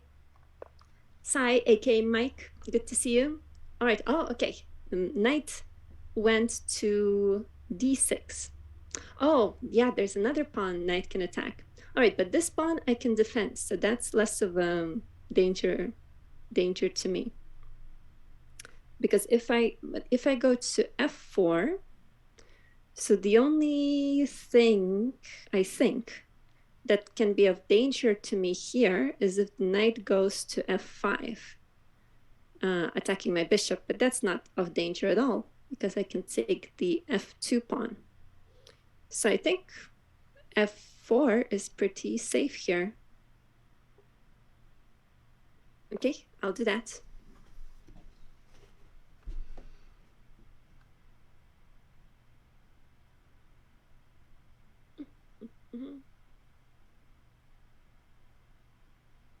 That surprised me. So I heard you say you could defend it, so I thought you were going to do something totally different. So now I have to figure out what I want to do. Yeah, by defending I meant moving, moving away from the attack, which I guess is not technically defending.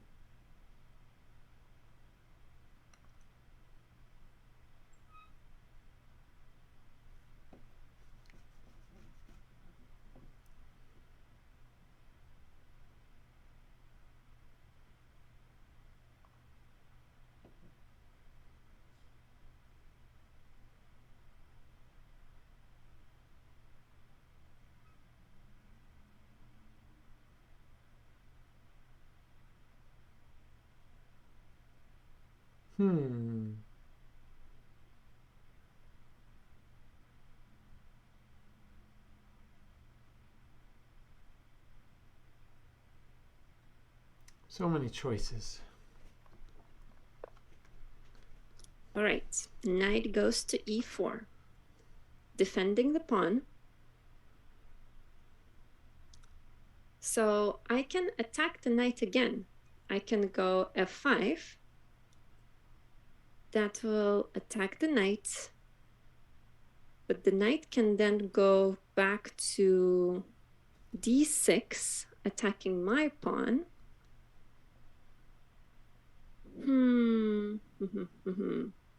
So maybe...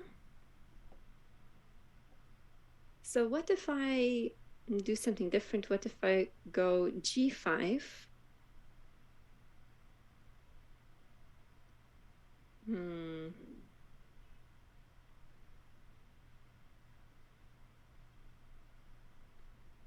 No, I could actually go g6, threatening to go f5, because then knight can't attack the f5 pawn.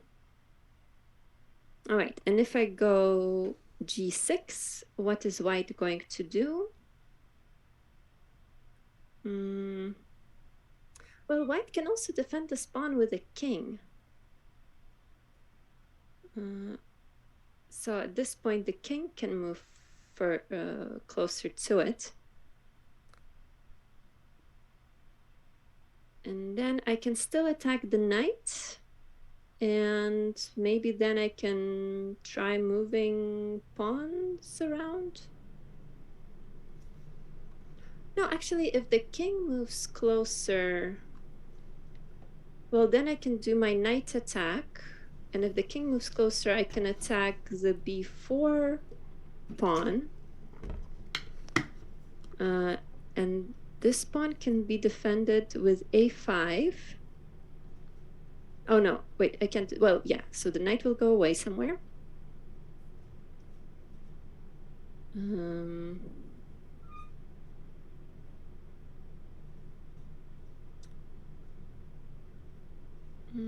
And then I can attack this a5 pawn.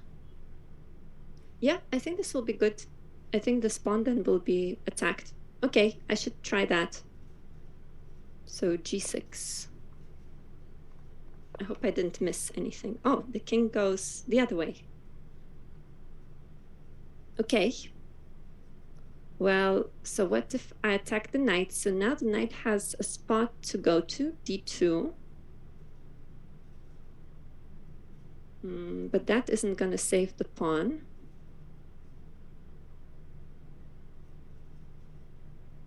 Well, I don't know. Knight can't go here because it's attacked by a bishop there. Well, I think I'll try that. I don't see anything wrong with this move. What is this king planning, though? It's like maybe it's... No, it can't go here. It can't go here. So here it can't go. It can go here. But then what would be the purpose? I'm not sure. But I think nothing is wrong with move f5. Okay, I'll try that. f5. Okay, now I can take the pawn. But what is happening with this knight and the king? Are they planning something? Something evil? Well, I know you, Tiberian. I like that. Always Are they with planning your... something evil? All right. Well, if I take on f2, what can white do? Maybe knight on d5, or maybe king coming closer to the bishop. I'm not sure. I think I'll just take the pawn and see how it goes.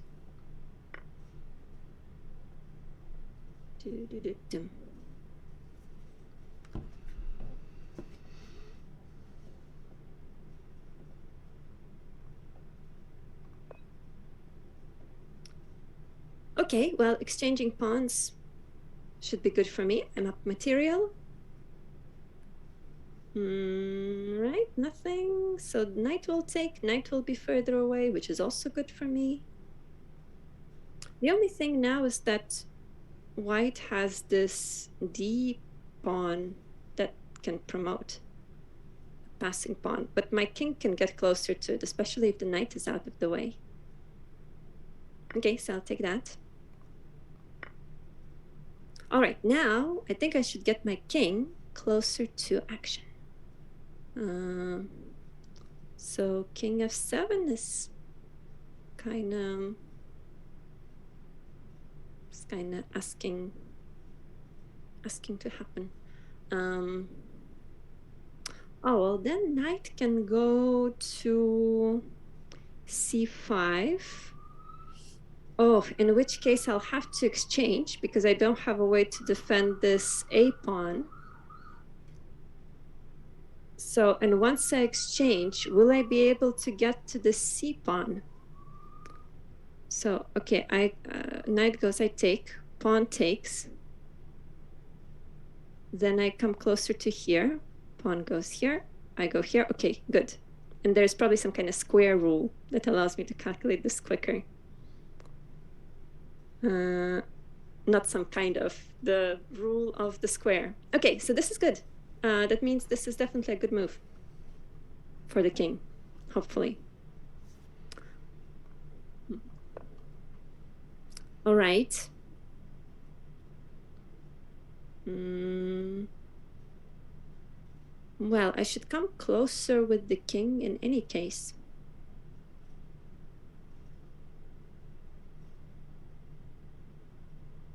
Okay, so if I go e6, this white pawn can go d4. A final. I know, Belle. Let's final this. Okay. Yeah, that doesn't look threatening to me. Okay, king e6.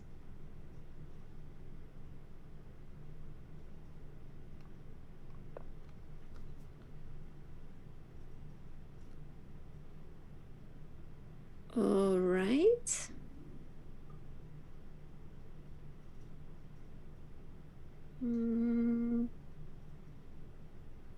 Oh, now this a pawn. I haven't thought of it enough. Well, the king can't get close to it because there's this bishop cutting it off.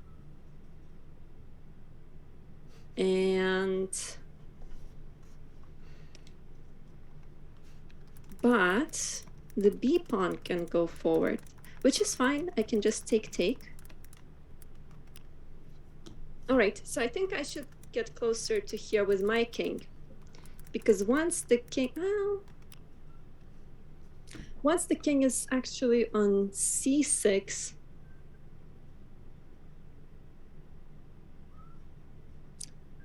I'm not sure what exactly is going to happen, but I think it's going to be good for me. Well, because white needs to do something here, and white can't come close with the king. Pushing the pawn doesn't make sense. I will just take it. So maybe I shouldn't even be worrying about this part. Maybe I should be moving these pawns along. Like my g pawn can go further, because if this happens, so if something like this happens, take, then I have a passing pawn now.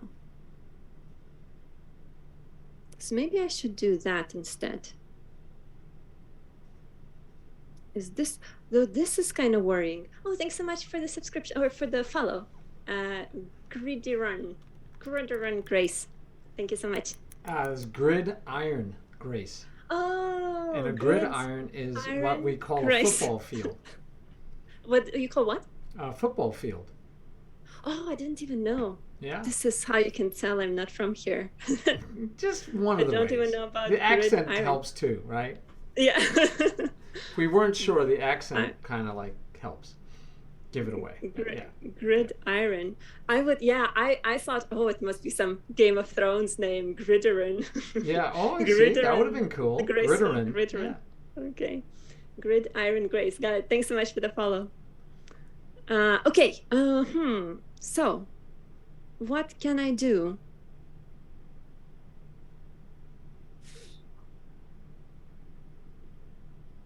All right. Okay, so my thought was to move the king. To move the pawn. But now I'm thinking, if this pawn moves, then my bishop is not cutting off the king anymore. So I'm now thinking that maybe this king should go forward, because then if the pawn comes here, I can take it. And then the king is still cut off. Okay. And I mean, I have an extra pawn. So I'll go e5 with the king. Oof.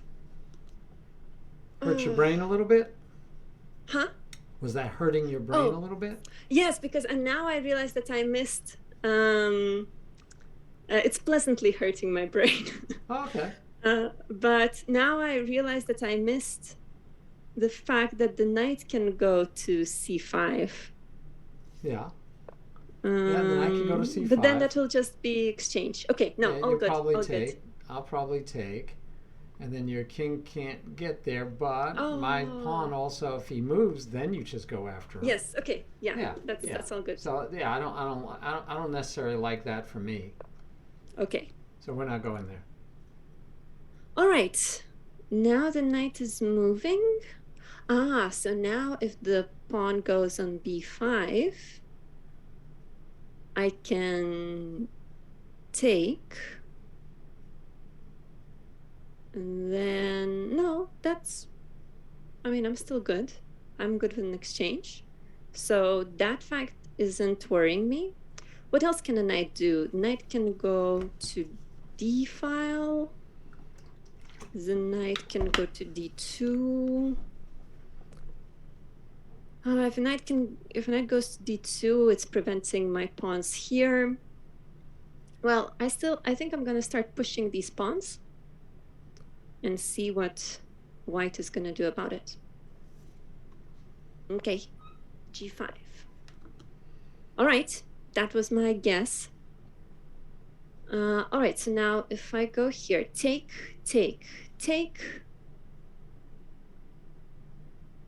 and I can go here, so that's good for me.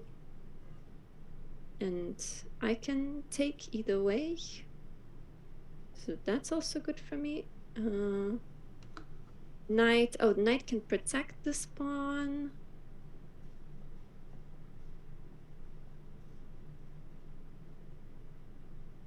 And then if I take, knight takes with the check. But I can also take the h pawn. And then I have a passing pawn. Okay, well, I think this is a good move either way. Oh, wait, what's happening here? The d4 move is possible. And I can't take anymore. Ah, I didn't think about that. What am I gonna do about that?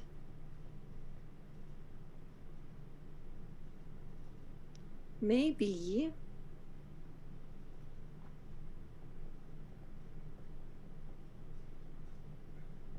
I should go d6 so that if this happens,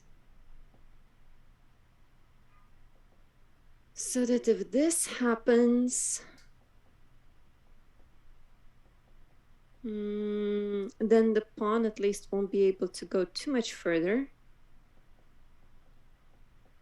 And I can still do my pawn pushing. Yeah, because this kind of, no. Okay, so d4 even happens. I can then move my king to d6. So that's not really an issue for me. What happens here then? If b5, if white goes b5, I can just take.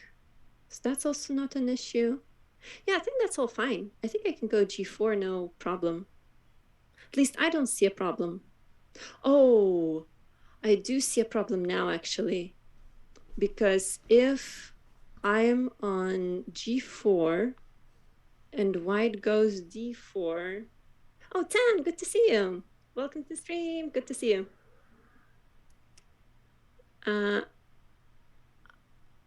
All right, so yeah, so the thing is that if my king has to go away, the f4 pawn isn't going to be protected.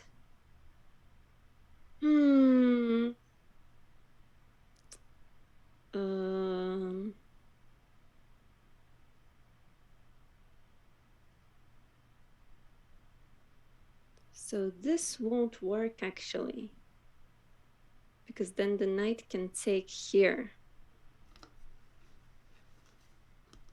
Okay, well,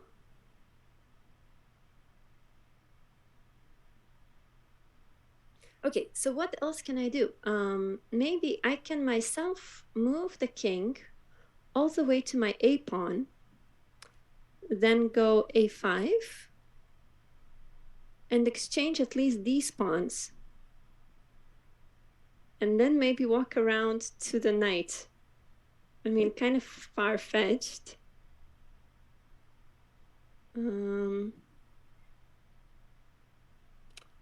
Well, the only thing is that then white king might be able to get here.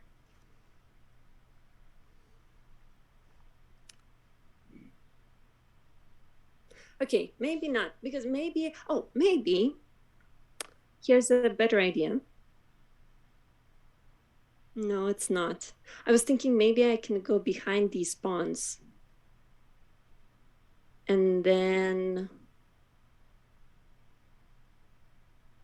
because then I can defend. Yeah, actually, what if I try something like this? Get to this H pawn with my king. So that's a possibility. But then white can be pushing this pawn, which I don't want. So if I go here, white goes here. Yeah, that doesn't look good. Oh, my king is kind of stuck here. Everything is kind of stuck. I think I'll move my H pawn. Actually, I could just make some move like bishop E3. Or like some move that doesn't do anything and that forces white to make a move.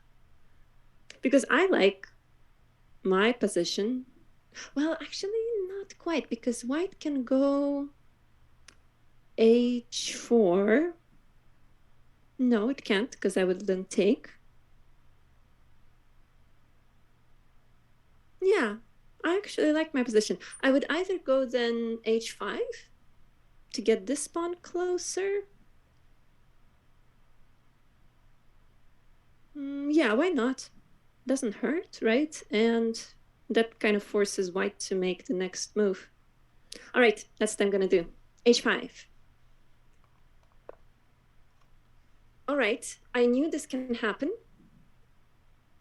And in this case, I just take a pawn with the bishop. Oh, no, how did I miss that? I can't take with the bishop. The knight takes and I can't take back.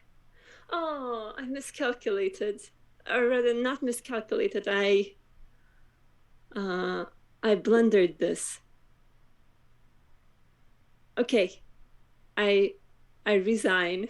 Oh no, you don't resign. No, wait. No. If you want to resign, then we switch colors. No, switch colors. Okay. No. I'll play black. I want black. I want this because I now remember that I did think about it, and I thought that I can just move king to D6. Yes, that wasn't my plan. Okay, I'm moving the king. That was a joke. The whole resigning thing was a joke. Okay. I'm gonna move. Yes, because I even thought I wanted to move king to D5, but then I thought, no, wait, if D4 happens, then I can move to D5. Okay, so this is what I'm gonna do now. Move to D6. Oh, sorry, not D5, D6. All right, now,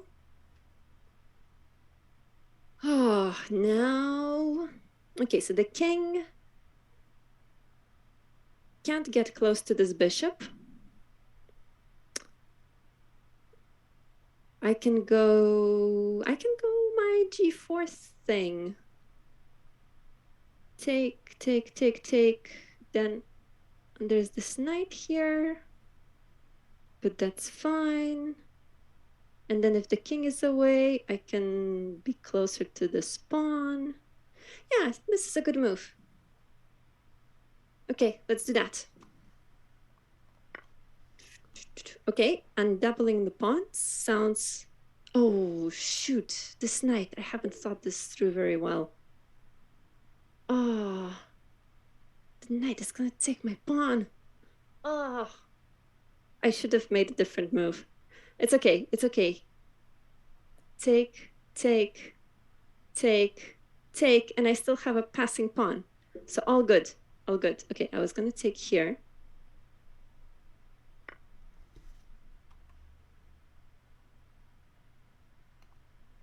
Okay, if the knight is... Okay. All right. Knight will take, and I can still...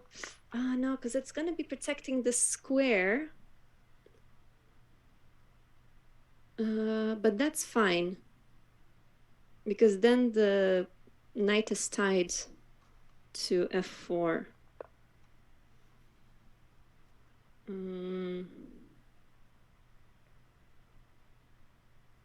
Okay, I can try going.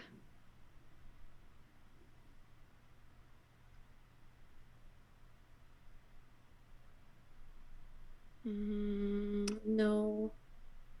Then the promotion happens. Oh, my bishop isn't tied to the f2 square. I can move my bishop to e1, attack the pawn. And if the knight goes to d3, I can just move my pawn. Yeah, I like this. Okay. Yay from a bell. Okay, good, good. Okay, well, I can take my pawn. Sorry, not my pawn. I can take the b4 pawn. And then promote my a pawn. That looks good to me. All right, now I can attack the knight and get it out of where it's... Okay, well, I guess it will be in front of my pawn now. That's okay. I can attack then this pawn. This looks also good to me. Let's do this.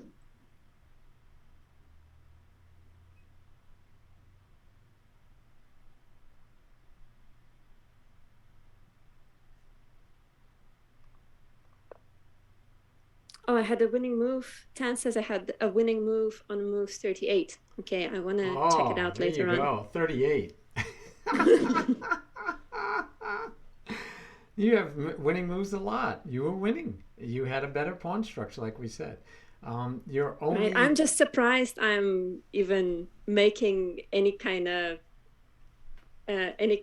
sound moves. You're doing great. So your only negative was that your king wasn't as active, but the weaker pawn structure actually was weak enough, I think, to give you good chances. So yeah, that's a good point, because your king was very very active here. And the reason, if I had a chance to win, which I might have, I might not have played well. Also, if you notice, I didn't take any time at all because I wanted us to just listen to you think. If I had a chance, it was because I had the active king. If you had a chance, even though you castled, I think you never should have. But what your benefit was that you had the much better pawn structure, and those 4 pawns against my 3 pawns with 2 different isolated situation, you should win that. So this one you definitely should win now, because as you noted, the knight is kind of tied down to the pawn, and now you have 2 passed pawns. This one will fall eventually without too much trouble. And if I go and stop this one, you're going to be able to bring your king over and kill my knight eventually. So you should win this. You can make mistakes, but right now, probably the only thing that the risk is that you draw instead of win. I see. So what did you learn though? Because I thought you found great moves, but how long did it take? A long time. Yeah. Quite a long so time. what happens is you're on stream, you're playing 10-minute or less, I take it? Are you even playing Blitz? Sorry, let me adjust the volume real quick. Sure. All right. Thanks, lol days. Tiberian, can you say something? Me? Yeah, sure. Sorry. All right. I was waiting for you still. Sorry. Now. Oh, no. So, I'm just checking the volume. Okay, now the volume should be good. So my thought is for you is that you need to play a lot slower. And your problem is that you're streaming, so most people don't want to watch a correspondence game. At least that's what we believe. I think you could play a correspondence game and people would watch and or participate. But I liked your thinking process. I still would like you to learn principles more than if I move here, he moves here. If I move here, he moves. Because you went through a lot of gyrations about, should I move my king way back here? And you could have pushed those pawns at any time. Anytime you could. Yeah, so I'm curious. What do you think were my main? I think you should have just pushed your pawns at any time you wanted to. Okay. And you talked about doing it, but then you talked yourself out of it. I think you pushed this one, and then you started talking yourself out of it. This is fine. You can even push here because then first. I thought the knight. Wait, what was my reasoning here? I think. Oh yeah, because the knight. Yeah, because then you could have gone d4. If I would have moved g4, you can move d4. King has to go away, and then you can take my f4 pawn.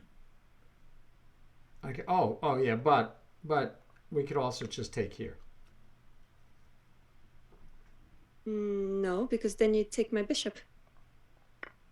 And how do I stop your pawn from queening? I see. Yeah, good point. Yeah, that is a good point. Knights are really bad at stopping rook pawns for the most part. So you just queen. Actually, you can go knight e2. I go knight h2. Where? Go ahead, move it. Move oh, it. no, never mind. Okay. Won't work. Won't work. Okay. I mean, I'm happy. I thought that the knight on g3 would defend it, but then I realized the knight on g3 would just get taken. Yeah. So you could have. In fact, my plan was if you had pushed, was to push, have you take, and then I've got to take first. And the problem is, it doesn't really matter which way I take. I'm in trouble. If I take that way, now maybe I could try to take here, but I still, because I can get here now to stop the pawn here. But I don't think I can't go here. So I think you still win, because then you just march him down. I think. I might not. I mean, maybe this can stop it. Right? Because now you can't push. And I can get in here to take off this pawn. So yeah, maybe that would have worked. But that was my plan. My plan was if you were to, I was going to push, you were going to take, I was not taking back. And my thought was to take with one of these two was what I was intending. And I didn't figure out which one I should and if I could and all that kind of nice fun stuff. Because nothing says you have to leave it here now, right? You can move. Mm-hmm. True. And then if I take, you take, and you still have a passed pawn. Mm-hmm. So I think I think you could have just played calmly and said, "You're a move," and then depending on what I did, then you can take at the right time, and then get your, like you were saying, get your king to take it, and this bishop is going to keep this king out easily by itself for a long time. Mm-hmm. Yeah, makes sense. So I thought you should win that game, and I think you were winning this game when you ran out of time. Right? I think you had possibilities, maybe not winning this game because of your situation isn't as good. Right. But I think it just sounds like that you run out of time. I mean, you lost both of those games on time. True. So so here's the oddity. For you to get better at playing faster, you have to get better at playing slower. You have to be a good enough player overall, knowing the principles, knowing good moves, identifying patterns. I mean, you did really good in this game, figuring it all out, right, all the way back from wherever the game actually ended. You did pretty good here. I liked your thought process. You worked through it. You came up with ideas. And I was just throwing moves at you to see what you did. But, I mean, you did great. You kept thinking. And I liked it that you analyzed the position. So it seems like if you have the time, you can come up with the moves. But like I said, the oddity, right, between it is that you don't have time because you're not as strong yet. So to get the time to see all these moves, you need to play more and get stronger, and then you can play faster. So playing 10-minute games, if you're running out of time, it's not that good for you because you're not getting faster, right? You need to play even slower. And so your suggestion is longer games? I think you can. I don't think there's a problem with it. That's not very fun to watch. No, I think you'd be surprised. So for a while there, a lot of us thought that. and then Uh-huh. Linear Stork, who doesn't even stream anymore, and a couple of others, Bizabra, and our Mm-hmm. stream team. They said, you know Mm-hmm. what? I'm going to play a 30-minute game. I'm going to play a 30 plus 10-minute game and talk it Mm-hmm. out. And you know what? They didn't see any drop off in viewership. Oh, okay. Viewers did not have a Yeah. problem Maybe with. maybe some longer games then. Mm-hmm. I think longer games would benefit you, give you a chance to see what you're doing and learn more. Mm-hmm. And in your opening, when you're playing moves that you know already, you need to play those faster, right? You need to be able to Mm. whip through those a little bit faster. By the way, I kind of like this move, attacking the queen, threatening to get in here. Yeah, so I think you have to speed up your opening play, but I liked your thinking overall, and I can't even tell you if you're have good principles and stuff because you're running out of time. And from what I Mm. heard, your thinking was fine. Mm. We just need to work on some of your specific skills.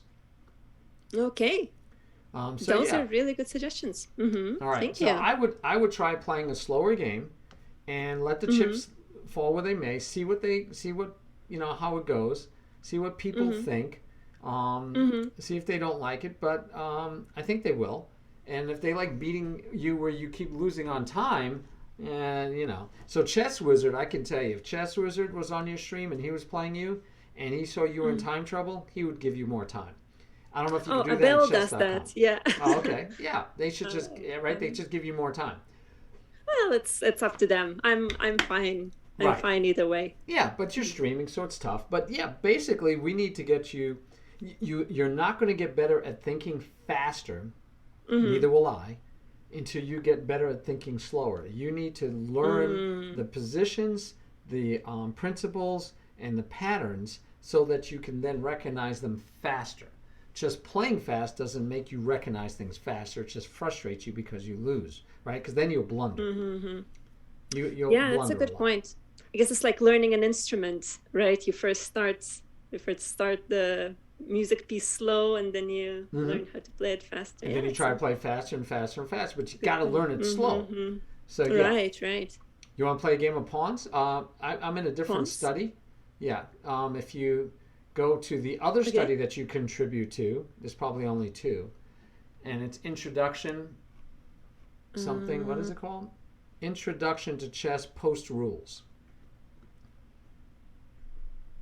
wait a second. Studies I contribute to. Mm-hmm. Introduction to Chess Post Rules. Mm-hmm. All right. So Yep. you're here with me. Do you want white or black? Oh, well, usually it's good to pick white Okay. since So go they ahead. You move play white. first, but I don't know. This looks like a tricky situation. Well, it's just pawns and a king. Let's go. Okay, let's do it. And I'm going to show you how you could play faster because we're going to play by principles instead of, right? Because you're not playing an opening, you Okay. know. True. Okay. All right, so I can go d4 now. That looks like a good move to me. Because if takes... Oh, actually... No, that doesn't look like a good move to me anymore. Well, since there are no other pieces, maybe I should start moving the king closer. Okay, this looks a bit weird, but I'll try e2, maybe? No, I don't know. Okay, I'll try that. Probably not a good idea. No, it's actually a perfect idea. Oh, yeah? Okay. So this teaches you how pawns interact with pawns, but this also teaches you that the king is an attacking piece in the endgame. And remember, okay. you just saw the principle when I told you shouldn't have castled. Right, So this right. should help you realize my king can attack.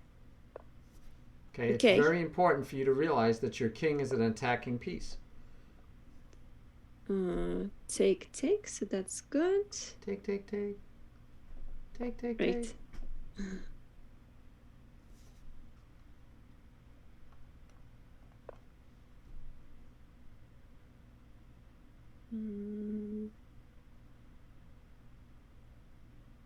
Okay. This looks... Wait, so if I go f4. Take. No, I think I'm good. Also, what if I take here? No, this looks less good to me. Okay, I'll go f4. Alrighty. Oh. Okay, no, all good, because... Okay, still all good. Maybe less good. Oh no, now these pawns are gonna be in trouble. That's okay. I have g4 move.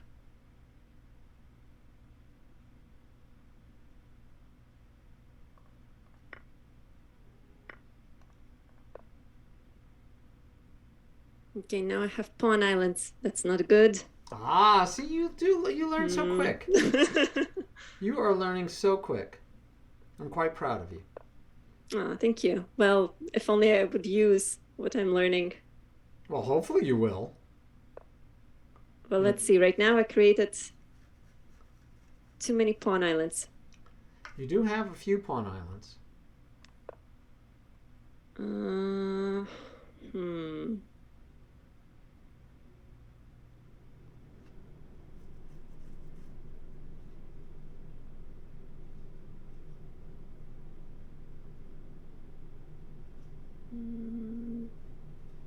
Okay, let's try this. Okay, I should move my h pawn.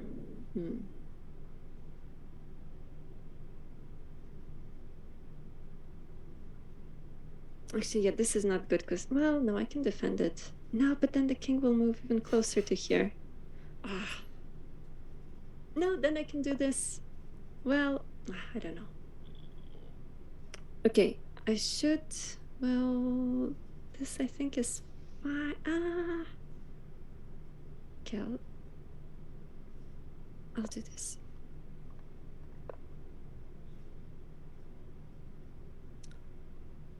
Okay, now I can go here. And then I take, king takes.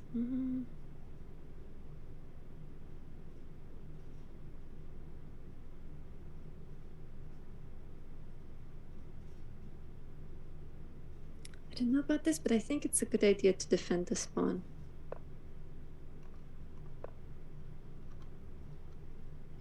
Oh, this is what worries me. So if I do this, then this pawn has the protection of the king and can go all forward, and then the king can take this pawn and...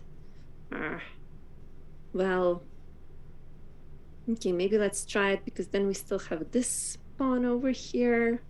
And then the king can take this. Yeah, actually, the king can take this pawn now. What am I thinking? No, because if I take it now, this king will take here. And then I'm kind of stuck over here. But if the king goes away, then I can take it freely. So let me just take a bunch of pawns. And once the king is here to promote this pawn, I'll take this pawn. Okay.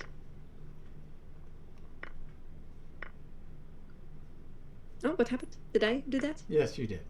Oh, sorry. I didn't. Unless somebody else is in here messing with us. No, I just have the scroll. I accidentally scroll sometimes.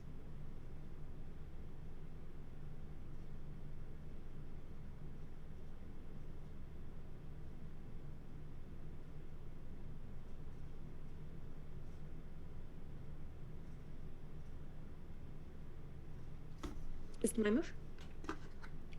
Yes? Okay.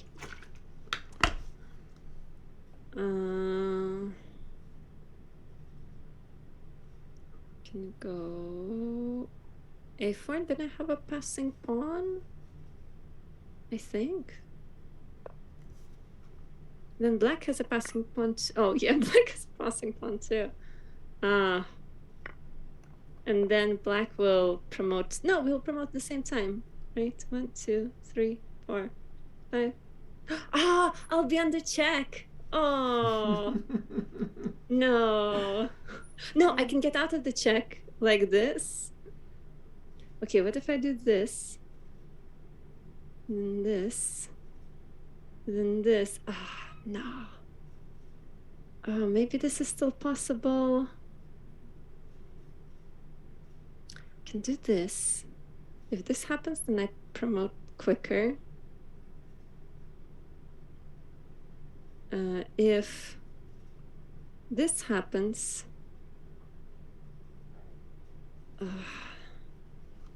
well, if this happens, then I take, and then, but now I won't, now it won't be at the same time, right?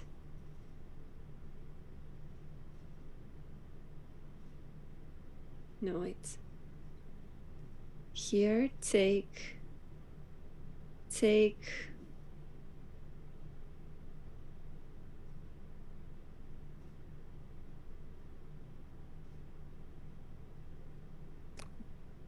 Yeah, then there's this check.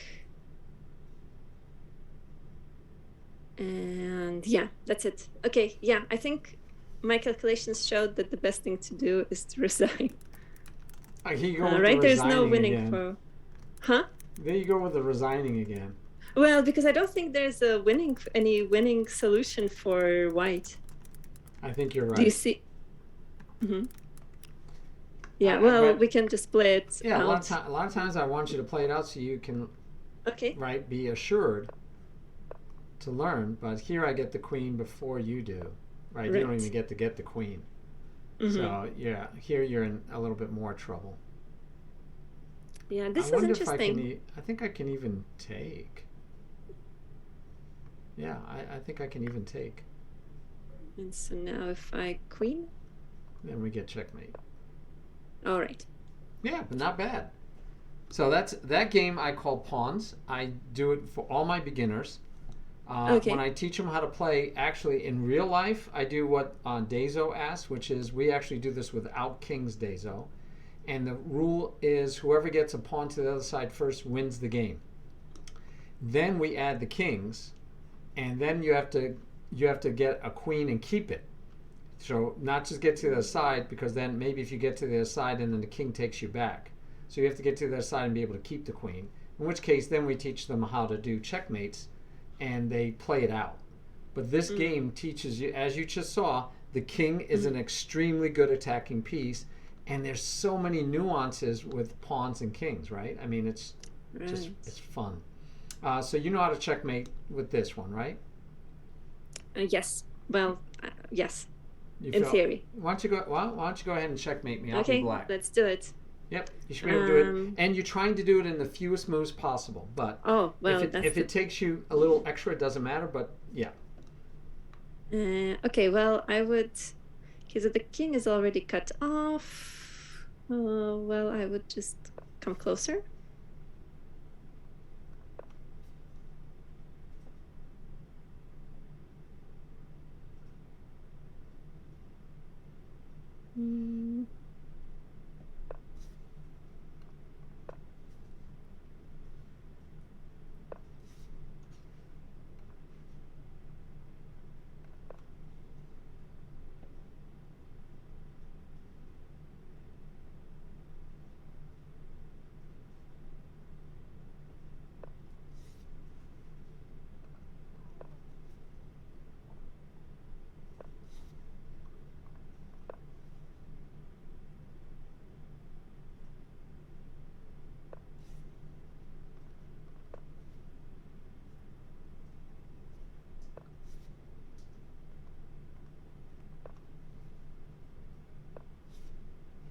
Okay, getting that king in the corner, into the corner. All right, so now my challenge is not to stalemate. So this,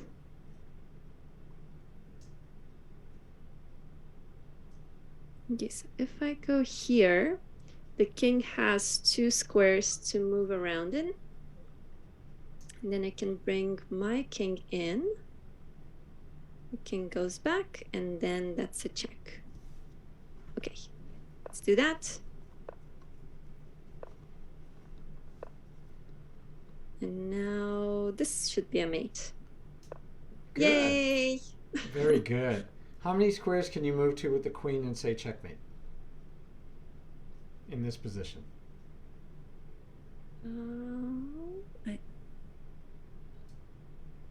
Two. G7 and E8. And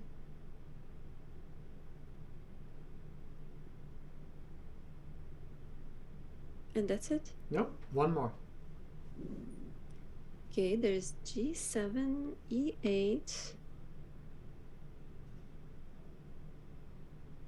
This isn't a checkmate. This I already said. This isn't a checkmate. This isn't a checkmate. This isn't. This is, but it's part of the ones I said. Oh, yes, and D8. Very good. All right, moving along quickly. So good, but as you saw, the faster you even can do that, right? The more confidently you can checkmate with the queen should make the game better for you, right? I mean, again, these are patterns, things that you learn, and these are what I want you to memorize, not memorizing the first 10 moves of an opening and then losing on the 14th move because you ran out of time. Right. All right, checkmate now with the rook. All right, well, I would cut off the king first, then get my king across from this king and checkmate. I think that's... So what's your first that's how move? I do it. Excellent. So then I feel confident you know what you're doing, but let's just play out a few moves. Okay, I'm not very confident, so I think you're more confident than I am. That's possible. So the key that this checkmating pattern that you're doing teaches you is that when you're in an end game, or sorry, even in the middle game, if you can lock the king on the back rank, you want to do that. You don't want to check the king and help the king move out. And remember, the king is an attacking piece. So when you're going towards the end game or in the end game, you want to keep the king from being an active piece. So I've seen people unfortunately check the king, bring the king all the way out to the middle of the board because they didn't know what else to do and they were just checking him, and the king became an active piece thanks to, your opponent.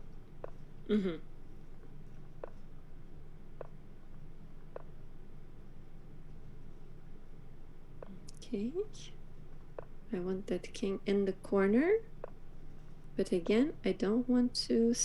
Oh, wait. There.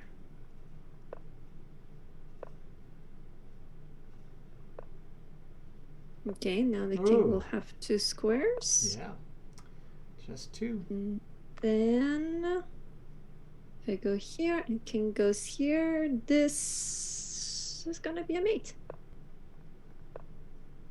Okay. Very interesting way to do it.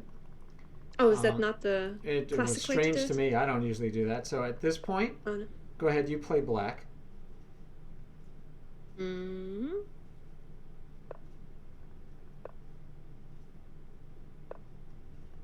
Oh no, this will get me... Right, let me go here instead. Whoa. No, wait, what did I do? No, stop. Oh no, okay, sorry. Okay, I'll let you drive. Thanks. Now you got me messed up. Okay, let's go back here. Okay. Here it is. Let's just delete that other string. All right, it's black's move. Okay, great. All right, so I won't go to D8 because that will make your life too easy. B8.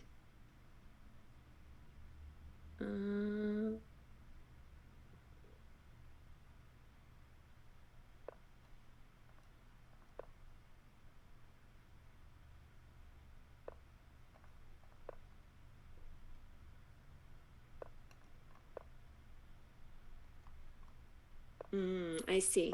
So you kept, and I kept hearing you say, I got to get the king in the corner. And you did it with the queen too. You don't need the king in the corner. Oh no.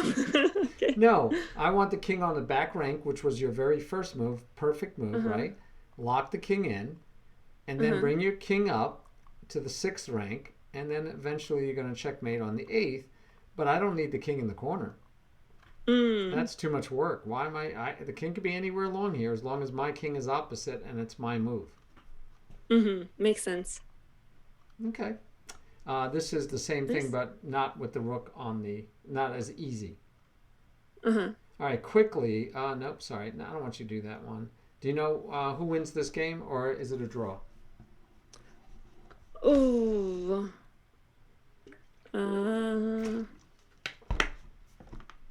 Let's see. Well, I know that there is some way to tell from all these rules of squares around the pawn and all that. Okay. But wait. I'll just calculate it since I don't. What? You're gonna calculate all of this? Go ahead. Go Why ahead. not? I'll give you a few minutes to calculate it.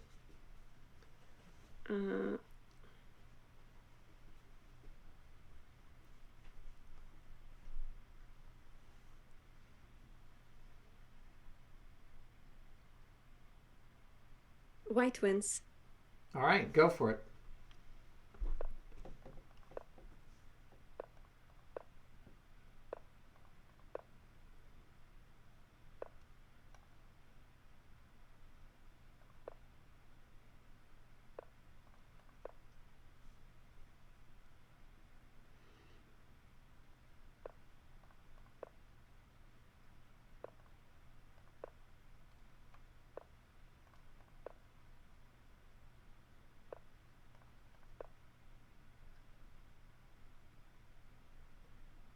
Okay, maybe it's a draw. Okay. Want to try again? Yes. Okay, go for it. Well, there.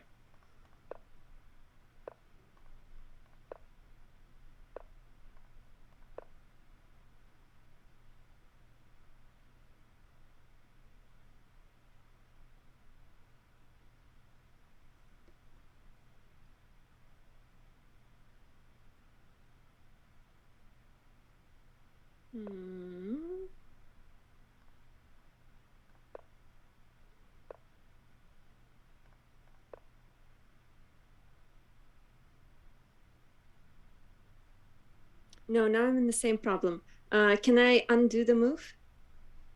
So start over. Okay, let's do that. But I do think it's first the king that should move.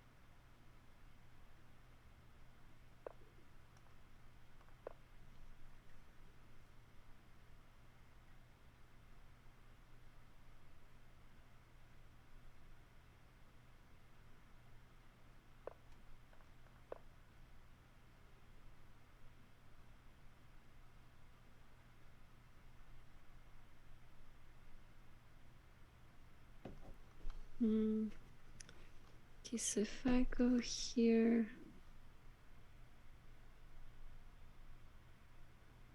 No, I always need to be able to go like this at some point.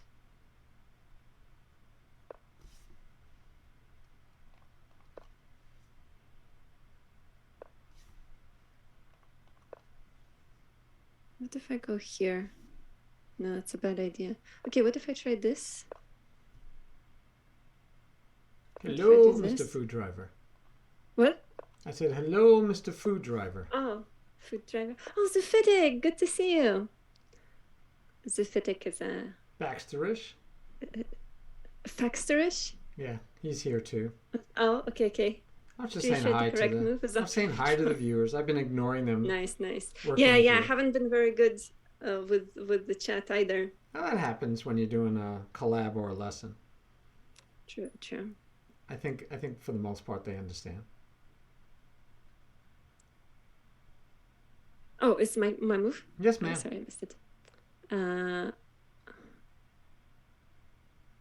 Okay, I think this should work. For a draw, yeah. Oh, no. Yeah, that's stalemate. Yeah. Okay, Okay, but so let me help you. this has to be winning for white, So, right? so do you know? So you know, in Dungeons and Dragons, you can be a magic user, right? All right. A druid has magic spells. A bard, Mhm. my bard, Sir Loch the Gnome, can use magic. Wizards can use magic. Many characters can use magic. This is the magic position. Okay. You should be on chapter 10 with me. And it's wins for white no matter whose move it is. Okay. Okay, you want me to prove it? Or do you want to... I mean, I trust you, but sure. Well, you can figure it out. Can I try to prove it? Yeah.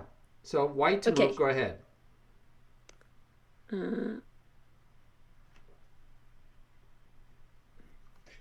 Let's do this.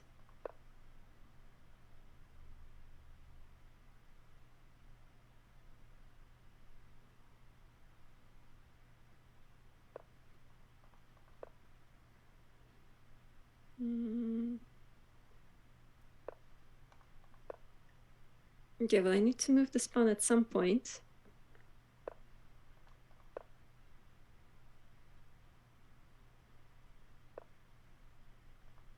I have no place to go. No.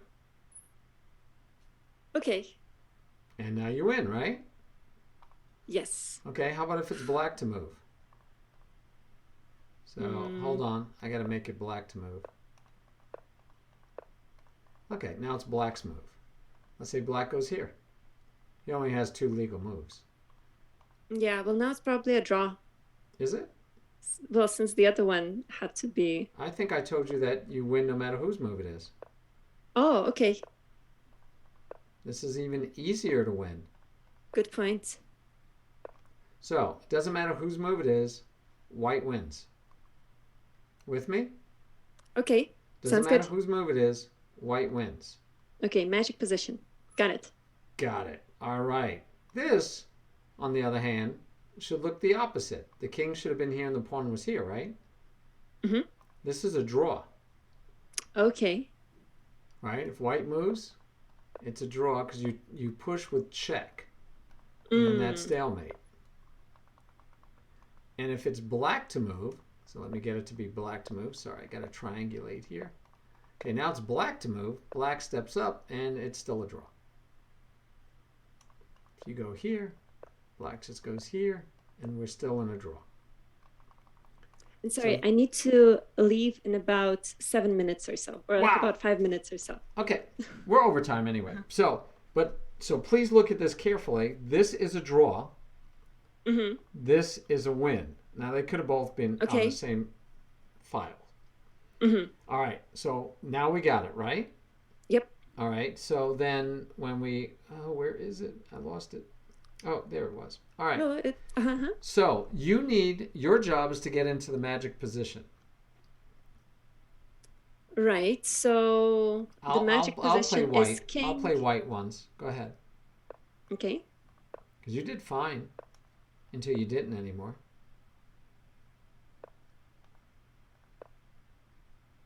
And let me flip the board. Okay.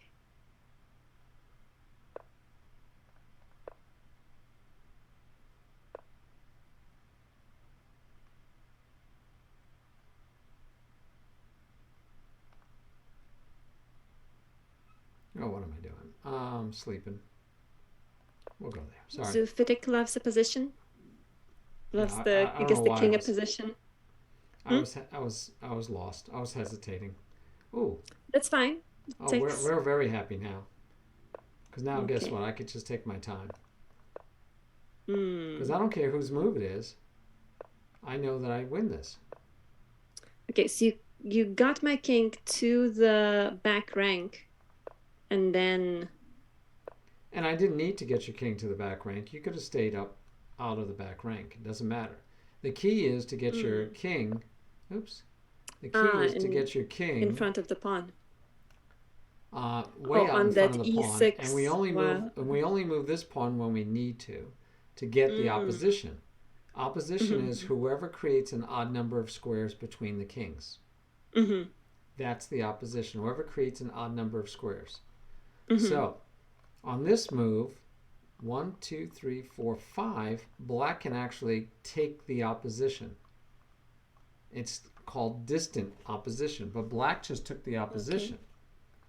So then white can go here and black can take the opposition. Notice they're both on the same color square. But now it's an odd number. So black has the opposition. White goes here. Black has the opposition. If this pawn were not here, right, this pawn didn't exist, white would have to give way. He can't go forward anymore. But I can get back the opposition by moving the pawn, and now white can't go forward. I mean black. So black either has to back up or sidestep. If black sidesteps, we flank. We go up here so we can usher the pawn. Okay. And if black goes backward, we just take up more ground. And if he goes backward, we just take up more ground. Because he can never get far enough over here to stop our pawn. And we could just wait until our pawn gets there. Now, we probably could even just go here, but then he can go here and annoy us a little bit, right? Slow us down. And then he could go back. And we could even still go here because if he goes here, we're in the magic position. So if you get to this position, you know you win no matter whose move it is. So that's why this I would have you remember. This would be what you would memorize. Okay. All right. All right. The opposition and this magic position. This is the magic position. This is the muggle position. We don't want to be in this position. Okay. I'll try to engrave that in my memory. Yeah. And by the way, you can come and play in this study anytime you want. Oh, thank you. You're welcome. You have access now. I just tried to delete. Thanks so much. I tried to delete when people have made moves in it so that, you know. Yeah, you don't have to look at their moves. You can make your own moves. All right. Thank you for being with us. Thank you for the collab. Hope you enjoyed the lesson. Thank you. Yeah, well, thank you for the lesson. You're welcome. It was just amazing. I feel like I got so much chess smarter in these 2 hours. Well, the thing I would try for you is definitely try a slower time. Even if you play like 10 minutes, play 10 plus 20 seconds. And that way, if you get down to 20 seconds, just realize, okay, I got to play blitz. I got to just move. I can't think anymore when I'm down to 20 seconds because I can't afford to think. Then you're not going to lose the game by time at least. If you play 10-0, you're in trouble. And if you play 10-5, you're in trouble. So try playing 10-20 or something. All right. Murph says he's going to follow you also. Oh, thanks so much, Murph. I appreciate it. And I appreciate everyone who joined and followed and everyone who's been in the chat. Zufite, Kabel, always great seeing you guys. And then everyone else who came over like Tan and Sai. All of you guys are great. Keeping up the chattiness and all. Awesome. And we are going to, I will Discord you, we are going to have a D&D game with chess streamers. We're going to make that happen. Okay, perfect. I love it. I love the idea. It's like very almost clickbaity. Yeah, there you go. Yeah, we're not that big of streamers, any one of us, but it will still be fun. Yeah, and it'll be a massive collab because if there's if there's 3 people playing in a dungeon master, that's 4 of us collaborating. Right. And if there's 4 playing in a DM, then that's 5 of us collaborating, all of us streaming feasibly at the same time if we want to. Nice. I love it. I love the idea. All right, and I'll have to figure out the camera situation. Yeah, well, we have time. We have time. All right, I'm going to let you go. You said you had to go. I do not want you to be late to whatever you have to be. Appreciate it. Thank you. Only thing I have to do is go to bed. So. All right, well, have a good night. Good night. And have a good night, everyone in the chat. And Sudakus, I forgot to thank you so much for the subscription. Really appreciate it. Right. Good night, everyone. He's awesome. All right. Talk to you later. All right. Okay. That's the end of my stream. All right. I'm going to stream for a little bit longer, and then I'm going to find somebody to raid.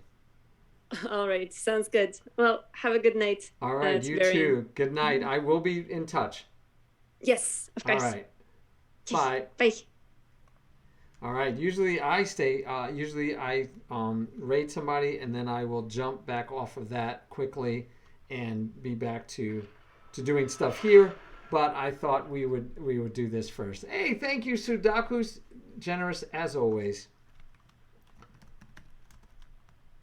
Thank you so much, my friend. I hope you guys enjoyed the stream. I thought we could spend just a little bit of time.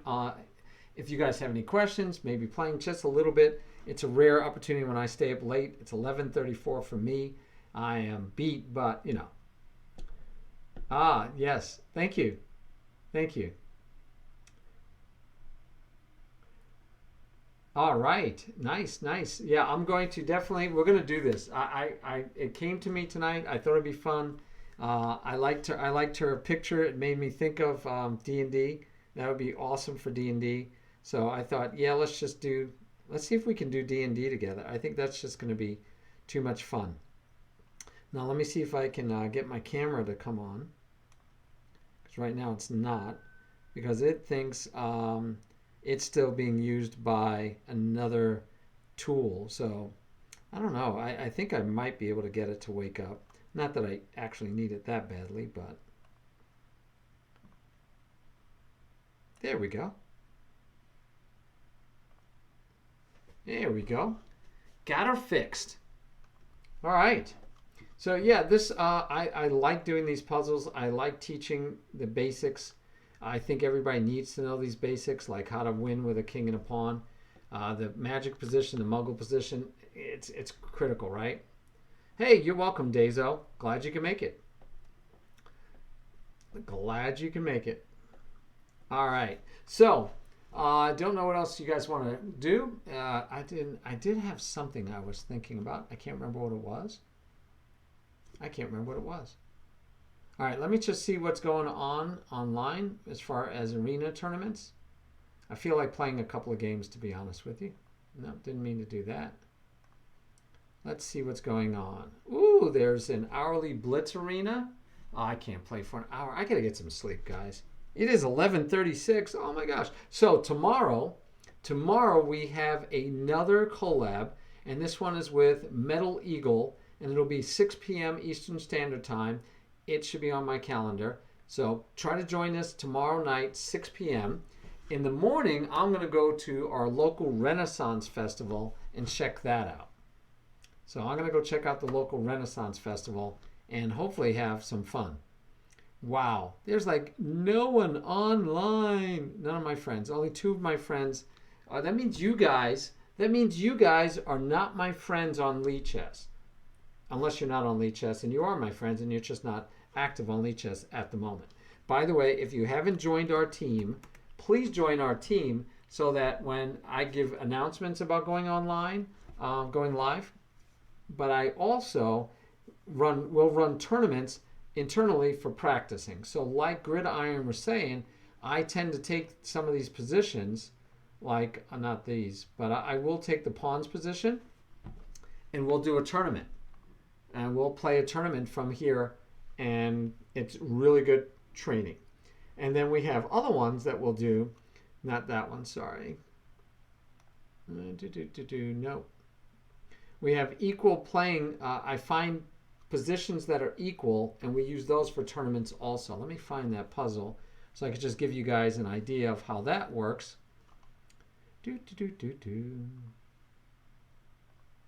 We'll go recently updated, I think it is. I think it is.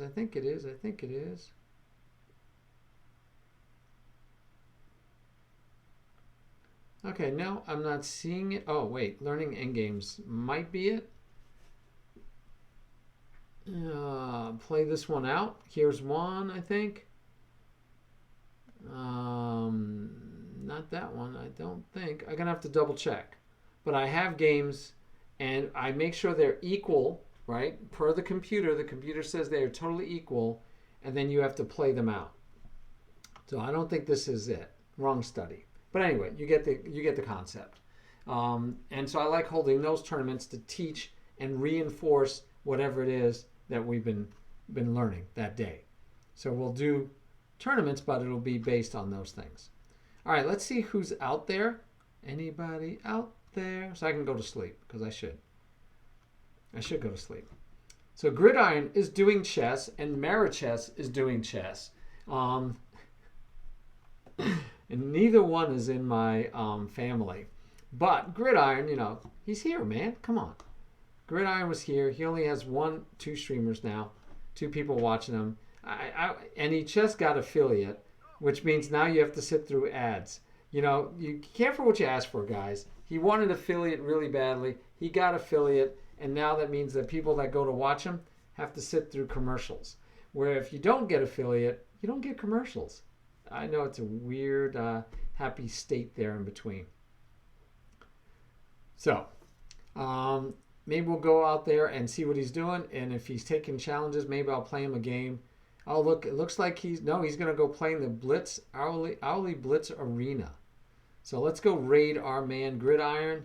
I will definitely hit up Marichess a lot, but today Gridiron's the only one here from, not the only one here. He only has 2 people. So we're going to go visit Gridiron, check him out. Let's see how he does it at streaming instead of just being a viewer. And feel free to challenge him to games and all that kind of stuff. Have a good night, guys.